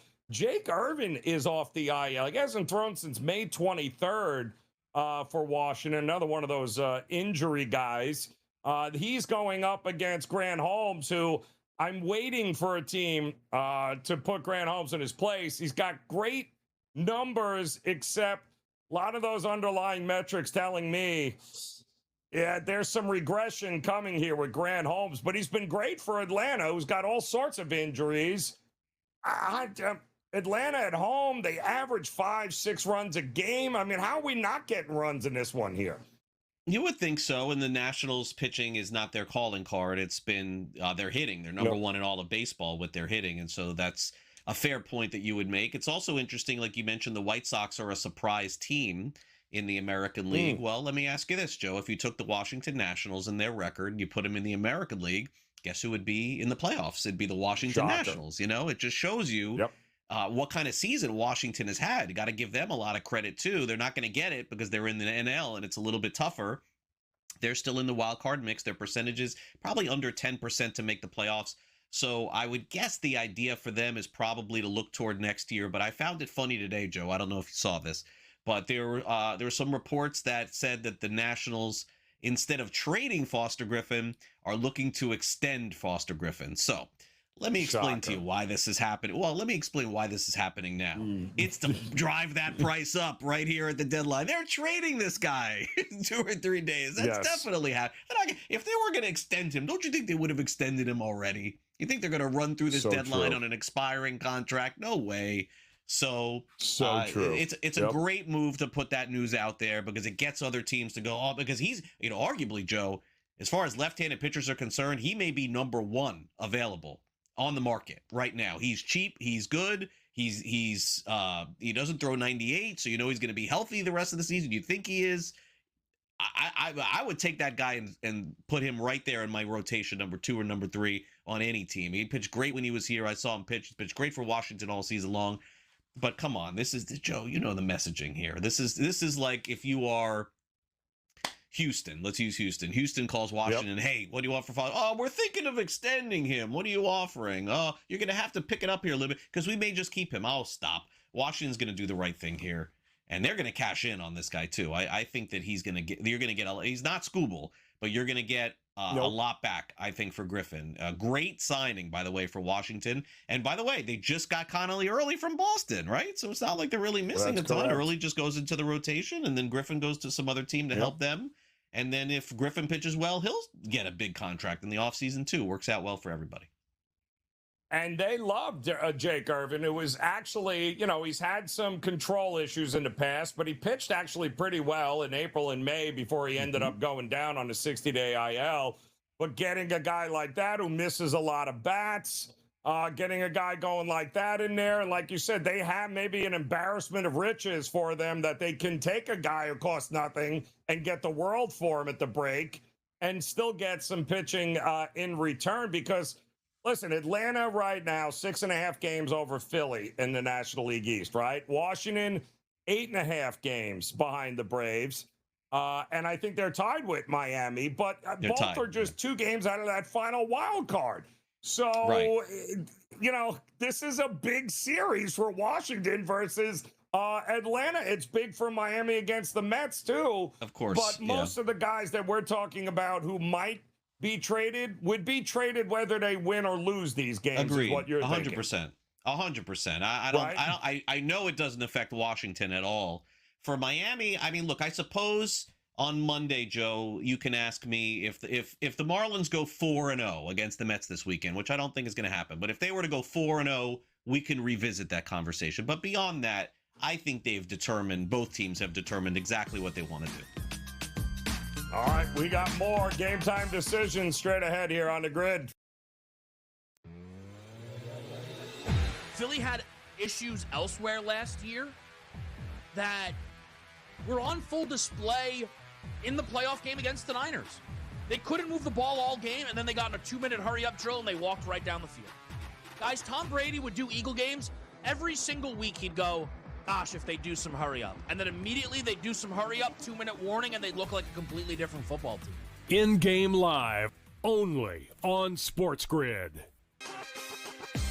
The dark days are ahead for the Warriors. And when Curry and Kerr and Draymond all leave, what are we going to be looking at that franchise that has been a mainstay of the NBA, the face of the NBA and NBA playoffs for so long? Where are they going to be? So I see no issue with them bringing Draymond back. Why not? You have one last go at things with the trio that they still have there. But I see this as a very long season. Game time decisions only on SportsGrid. Just can't win the big game. He can't get us in the big game. Well, we got to let him go now because we're tired. We'll keep the quarterback. So, you know what I've been saying? Okay, you kept the quarterback. Guess what? Mr. Lamar Jackson, it's on you now. Hey, It's on you. Absolutely. Right? It's on Lamar. It is totally on him now when the new coaching staff there. Outspoken with Dan Cilio, only on SportsGrid. I'd be looking to sell Louis Varland at this point just because his success has been great, but I'm also worried about how many more opportunities he's going to have given the dynamic of where the Blue Jays sit in the standings. We've heard some rumors that they may be wanting to trade Jeff Hoffman, and it could open up a lot of opportunities for Louis Varland, but there's also nothing pushing the Blue Jays to continuously have out a great player when they're fighting for nothing when it's all said and done. Pro Baseball Today, only on SportsGrid.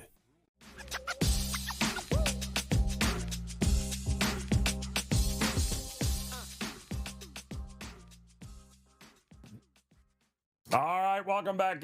Game time decisions here on the Sports Grid Network. Joe Raineri alongside Craig Mish here as we got about 30 minutes or so before the top of the hour. That's when we'll get 3 of those Major League Baseball games starting.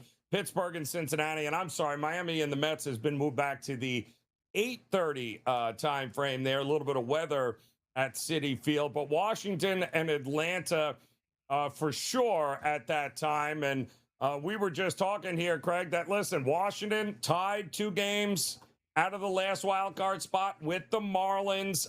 They are playing. And do they play the Marlins anymore, Craig, the rest of the way? I think they have to, but I maybe 3 more. I'll take a look while we're talking. Is there one more series there? Listen, yeah, 6.5 games is all the Braves are ahead of Philadelphia, 8.5 ahead of Washington. The Braves' lead is not the Dodgers or the Brewers, safe to say, right? Anything is possible here. Well, look, I would say I'm checking the schedule for you. I would say for Atlanta, in fairness to Atlanta, nothing against Miami or anybody else, they have to feel pretty good right now, Joe.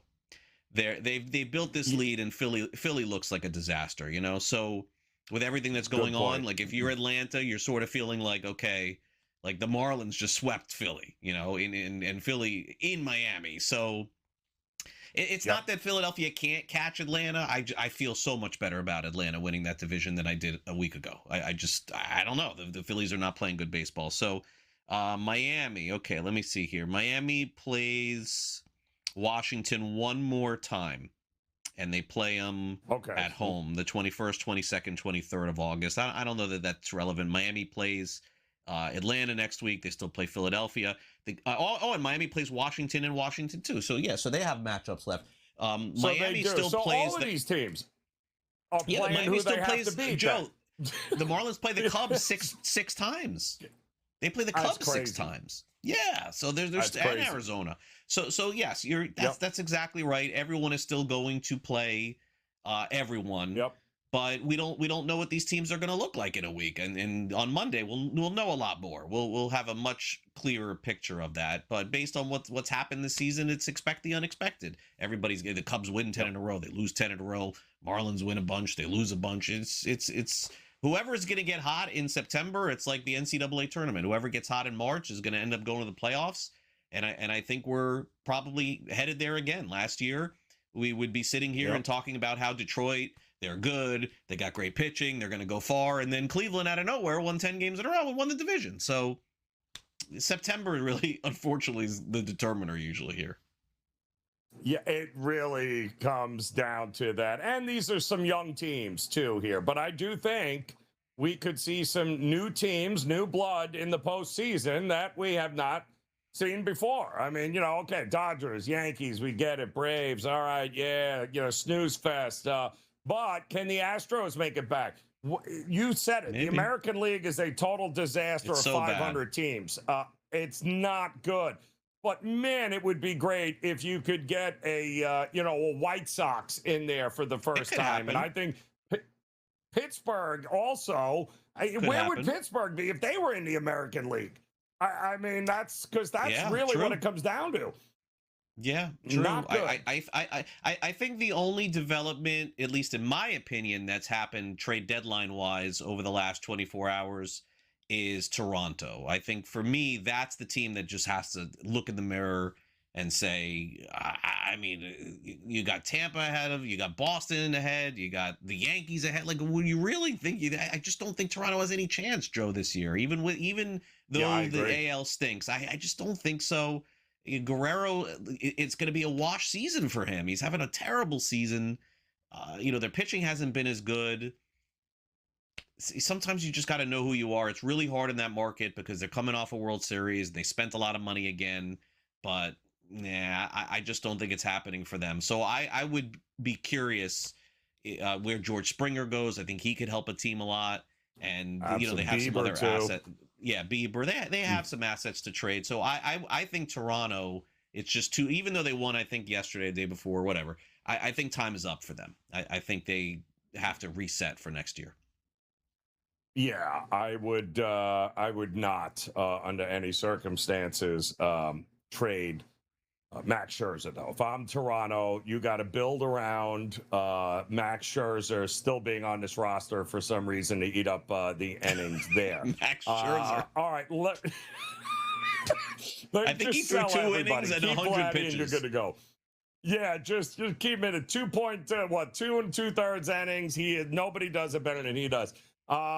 We got some interesting NFL news. We'll talk more NFL with you guys coming up, but and we just saw this, Craig and I come across that the 49ers, if their coach isn't getting into very strange accidents that are never reported, yet he's calling reporters into his office without cameras to tell everyone how he was at fault of it. The whole thing is extremely weird. But Ricky Pearsall, I believe, now hurt. Now, Craig, you're not going to believe it. That's a the serious 49ers, one, that's a serious one. there's some conversation about possibly bringing Deebo Samuel back to the 49ers. Not a bad idea. Now, it's not a bad, same system, not a bad idea, at all. But what is with the 49ers and injuries? Like, they just can't keep. Kittle's still coming back from an injury, right, this year. I mean, the defensive side's a mess. But, hopefully they get those guys back by the time, let's say, October. But Ricky Pearsall's a big loss here for them. Yeah, I definitely think so. And it seems like whenever he plays, Joe, he's really good. It's just, it's rare. And of course, Ayuk, I think Ayuk is still on the team, but he's on social media yelling at everybody every day. So I'm not really sure. Yeah, I don't see him playing for them. But you know what I forgot, Joe? And I'll probably still forget until they play the first game of the season. I'll keep forgetting every day. Is that they have Mike Evans. I keep forgetting that. Mike Evans is on San Francisco. Yes. And so that's a big ad, Mike Evans is great if you've got other options to distract you from Mike Evans being on there. The problem is if you got a bunch of nobodies on there, Mike Evans gets double and triple team. It's not going to matter. Mike Evans isn't going to make a difference for you. Yeah, you're right. Listen, Evans has had Godwin and the others. He's had a lot of other guys. That's true. You need and again, Kittle may not be ready, in September, so they're still bringing him back. The injuries just keep piling up. I will say this: it reports coming out with Denver, the first time they've had a chance to see Bo Nix back on the field. Multiple, they're saying, procedures to repair that right ankle this offseason. Who'd have thunk it, right? We learned after the game, oh, yeah, by the way, he broke his ankle in like the second quarter or something. Like he was just crazy. Played the whole. That was nuts. But he's out there moving around. Guys say that now pads don't happen until I believe next week. But so far, he's moving around, looks pretty darn good there. And the other big thing coming out today, there is a big quarterback battle in Cleveland, if you can believe that. And Shedeur Sanders with Deshaun Watson, which is hilarious. But Deshaun Watson is apparently, and even on the predictive markets there, Greg, it's a lot of people. The prices keep going up towards Deshaun Watson being the starting quarterback. So who shows up at practice today but good old Deion Sanders? Look at that price right there. Minus 215 for Deshaun Watson to be the starting quarterback in week one. That has to be strictly contract driven, right? That's just because you're paying him $200 million that you got to. I think so. You have to play him, right? Otherwise, I think so, but truthfully, as bizarre as the whole Sanders thing was, because I definitely thought he should have played more last year. He wasn't great either. So no, I may side with the Browns on this one and think, take your last gasp here with Deshaun and see what you got. I'm okay with it. Get Deion on the coaching staff. That's what I'm talking about. Game Time Decisions continues here on the Grid. Philly had issues elsewhere last year that were on full display in the playoff game against the Niners. They couldn't move the ball all game, and then they got in a 2-minute hurry-up drill, and they walked right down the field. Guys, Tom Brady would do Eagle games. Every single week he'd go, gosh, if they do some hurry-up. And then immediately they'd do some hurry-up, 2-minute warning, and they'd look like a completely different football team. In-game live, only on SportsGrid.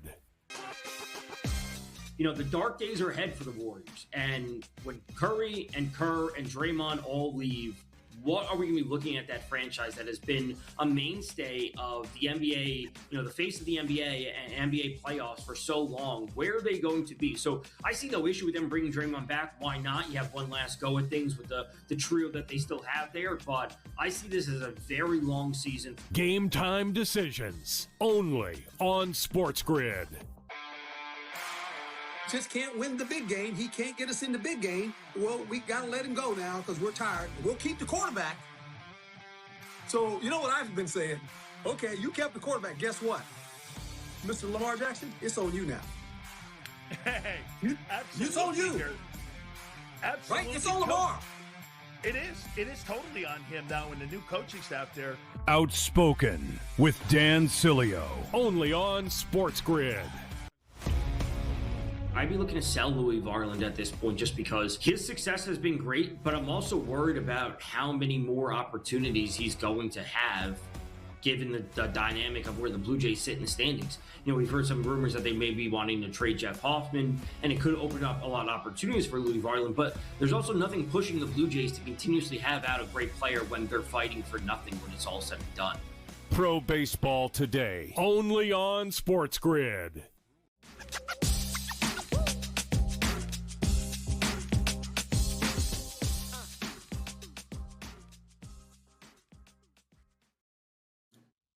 All right, welcome back in. Here we go. Game time decisions on the Sports Grid Network. Joe Raineri alongside Craig Mish. Couple of other news and notes coming out of camp here. Craig, today in the NFL, looks like they're just giving contracts out. And Chris Olave of the New Orleans Saints just cashed a big contract, 4-year extension, $132 million. Is what they're saying. $90 million in guaranteed money, which is awesome. But I mean, what a year he had. 1,163 yards, 8th best in the NFL, 9 touchdowns. And they had a rookie, albeit he's like 26, 27 years old, but they had a rookie quarterback in Tyler Shaw. And he, let's be reasonable here, man. I think Olave is a superstar in the making. I think they got the right coach in New Orleans. I think they found something here in the quarterback position. I think the Saints, very much so in that division, could be pretty good here this year. Yeah, it kind of feels like what has happened in the NFL is you're allowed to hit the reset button, Joe. Like, 10, 15 years ago, if you hit the reset button in the NFL, you were allowed to be bad for, would you say, 2 or 3 years, and then you had to be good again, and then you're in trouble. Now in the NFL, you're allowed to be bad for 1 year. That's it. You're allowed to rebuild for 1 year, and then if you're not, you're getting fired in year 2. It's crazy how that's worked. So like Miami, as an example, they're in rebuild mode this year, so they're allowed to stink, but then next year they're going to have to be good. So New Orleans is that team, Joe. New Orleans last year was in a rebuild, and they were pretty bad, right? They were a really bad team. And now I think the pressure is back to win. So you see some contracts being extended. You see Olave, who's a really good player. They'll give Shuck another chance to start. I thought he was good enough. But I don't know. Where would you? He's a bottom 10 guy, I would say, going into the season in the NFL. But they've got some decent pieces. They played well there. You're right. Why can the Saints compete? Because the division, generally speaking, isn't very good. 9 wins. You feel like you have a really good shot to win. Tampa Bay in September, Baker's an MVP. Saints are going to the Super Bowl. Then all of a sudden the Bucks fell apart too. So you're right. Could I see the Saints winning 9? I don't know what their total is. I'm going to guess their total is, without looking at it, I'm going to guess their total is 7.5. That would be my guess going into the season. Chris, you'll have to check that for me and see how good I am at setting the lines. I believe it was 9.5. I believe it was a little 8.5. Sorry. Saints were 8.5. Tampa was, I also believe, was 8.5. And you said it though. Listen, 7.5 is what the Saints are now.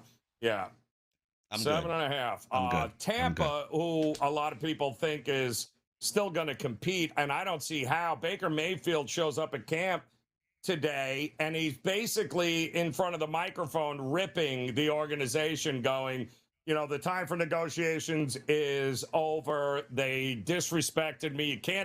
You can't have a franchise quarterback in the building, tell everyone and then wait for this to drag out. So I don't see how that is going to get any better unless they pay him. And it doesn't feel like Tampa feels like they're in this 1-year moratorium where they're just whatever they have. Vita Vea comes out last week and says, get me out of here. You got your quarterback going, get me out of here. It feels like you want to talk about a lame duck, and I love Todd Bowles, but it just looks like Tampa is more than happy not to invest in any of these, right?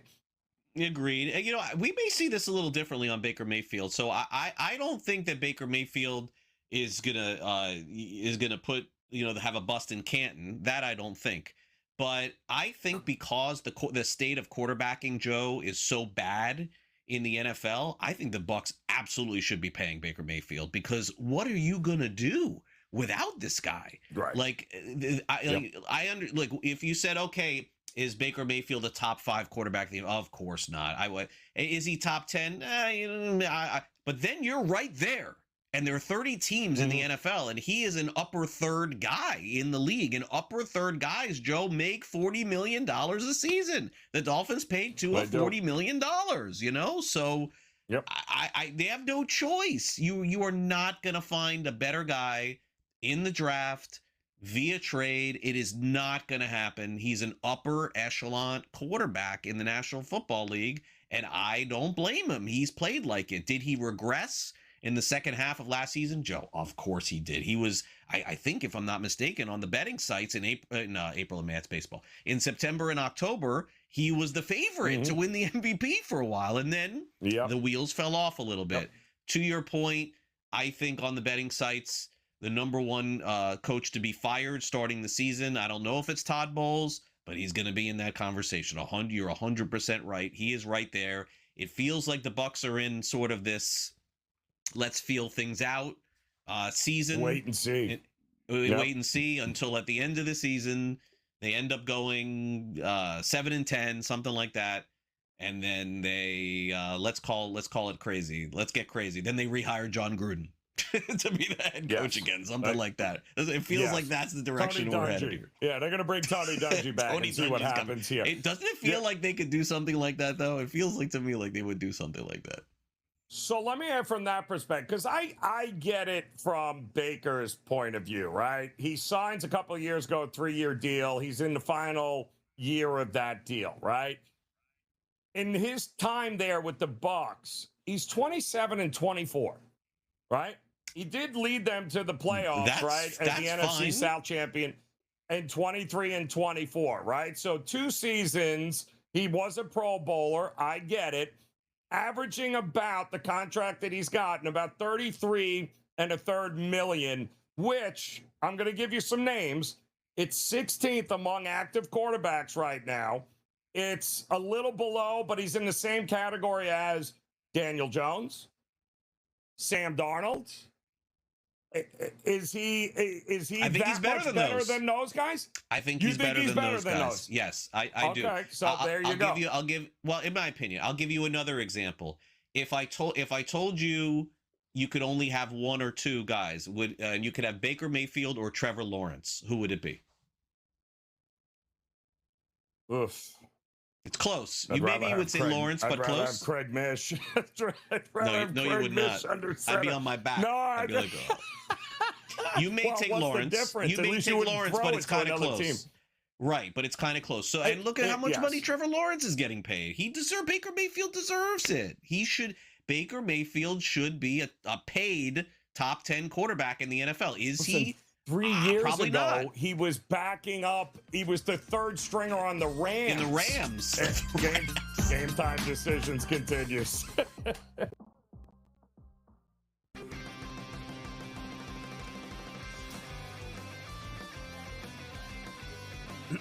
Class is in session. Today, let's talk about the teaser.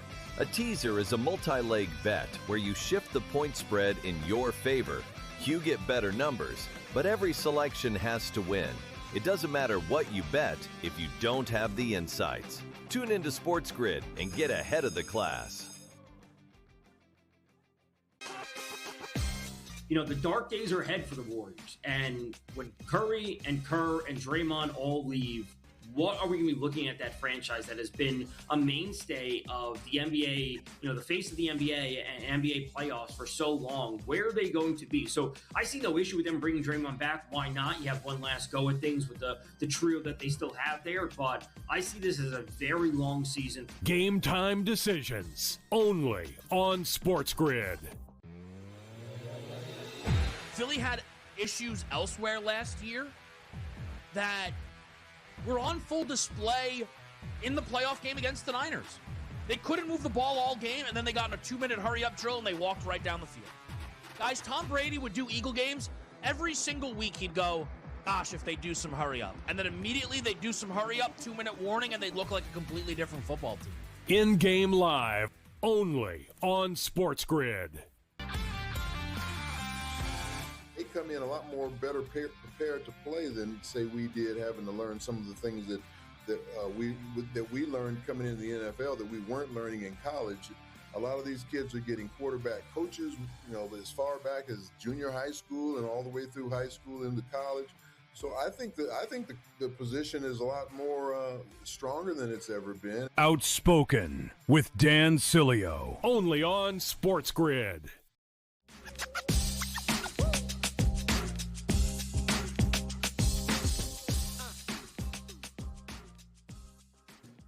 All right, welcome back in. Here we go. Game time decisions on the Sports Grid Network. Joe Raineri alongside Craig Mish. Boy, it feels good to talk some football here. Camps opening up. We got drama with Baker Mayfield in Tampa Bay.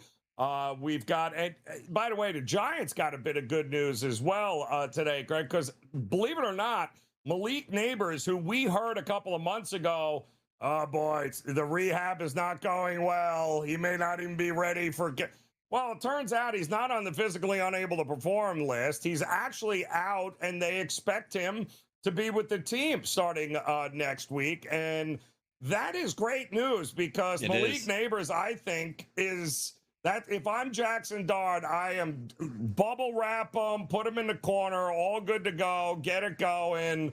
It just feels like Ken Harbaugh put together a lot of young guys, a lot of different personalities rolling on that team. I think Harbaugh is the right guy for that job, but Baltimore ain't New York media. So this is going to be a very interesting season for, I think, Harbaugh and the Giants. No?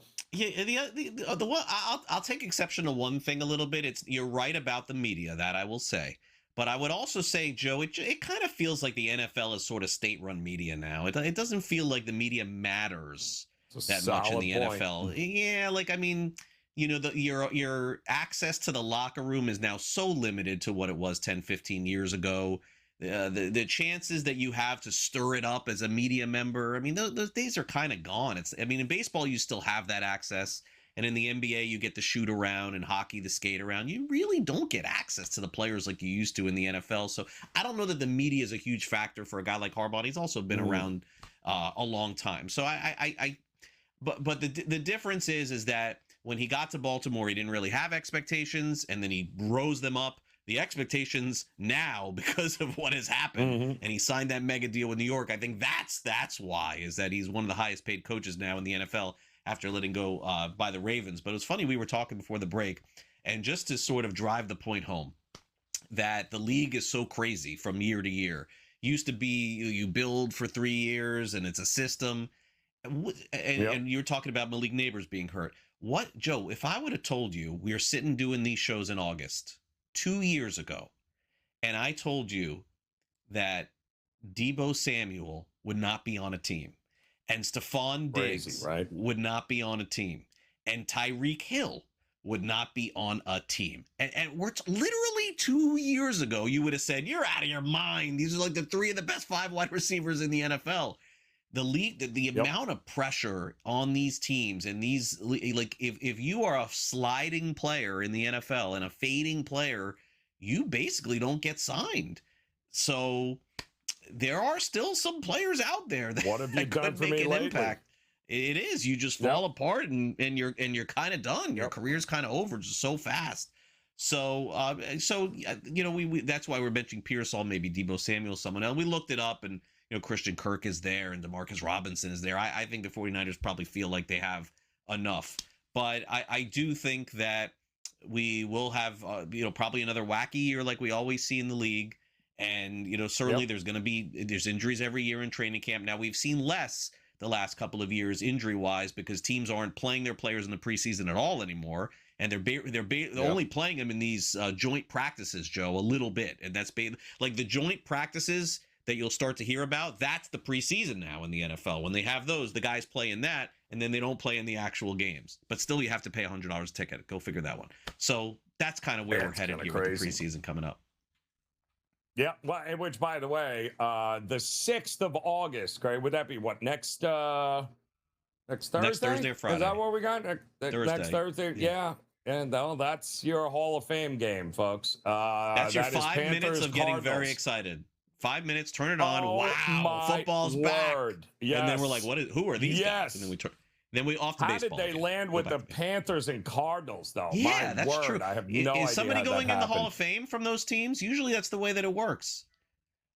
There you go. Yeah, that's it. Luke Kuechly and Fitzgerald. That's always two guys what it is. More than worthy.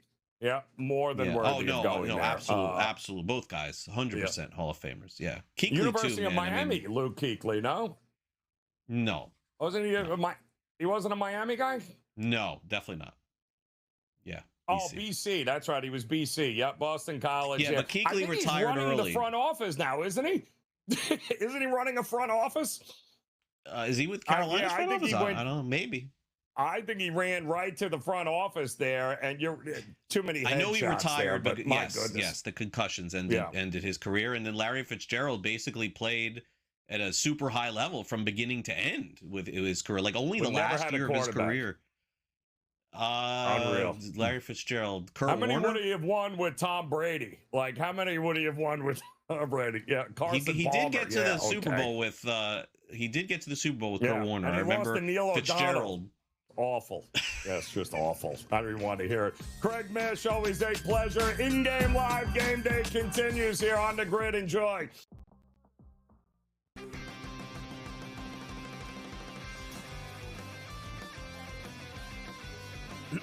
Class is in session. Today, let's talk about the teaser. A teaser is a multi-leg bet where you shift the point spread in your favor. You get better numbers, but every selection has to win. It doesn't matter what you bet if you don't have the insights. Tune into SportsGrid and get ahead of the class. You know, the dark days are ahead for the Warriors. And when Curry and Kerr and Draymond all leave, what are we going to be looking at that franchise that has been a mainstay of the NBA, you know, the face of the NBA and NBA playoffs for so long? Where are they going to be? So I see no issue with them bringing Draymond back. Why not? You have one last go at things with the trio that they still have there. But I see this as a very long season. Game time decisions only on SportsGrid. Philly had issues elsewhere last year that were on full display in the playoff game against the Niners. They couldn't move the ball all game, and then they got in a 2-minute hurry-up drill, and they walked right down the field. Guys, Tom Brady would do Eagle games. Every single week he'd go, gosh, if they do some hurry-up. And then immediately they'd do some hurry-up, 2-minute warning, and they'd look like a completely different football team. In-game live only on SportsGrid. They come in a lot more better prepared to play than, say, we did, having to learn some of the things that we learned coming into the NFL that we weren't learning in college. A lot of these kids are getting quarterback coaches, you know, as far back as junior high school and all the way through high school into college. So I think the position is a lot more stronger than it's ever been. Outspoken with Dan Cilio, only on SportsGrid.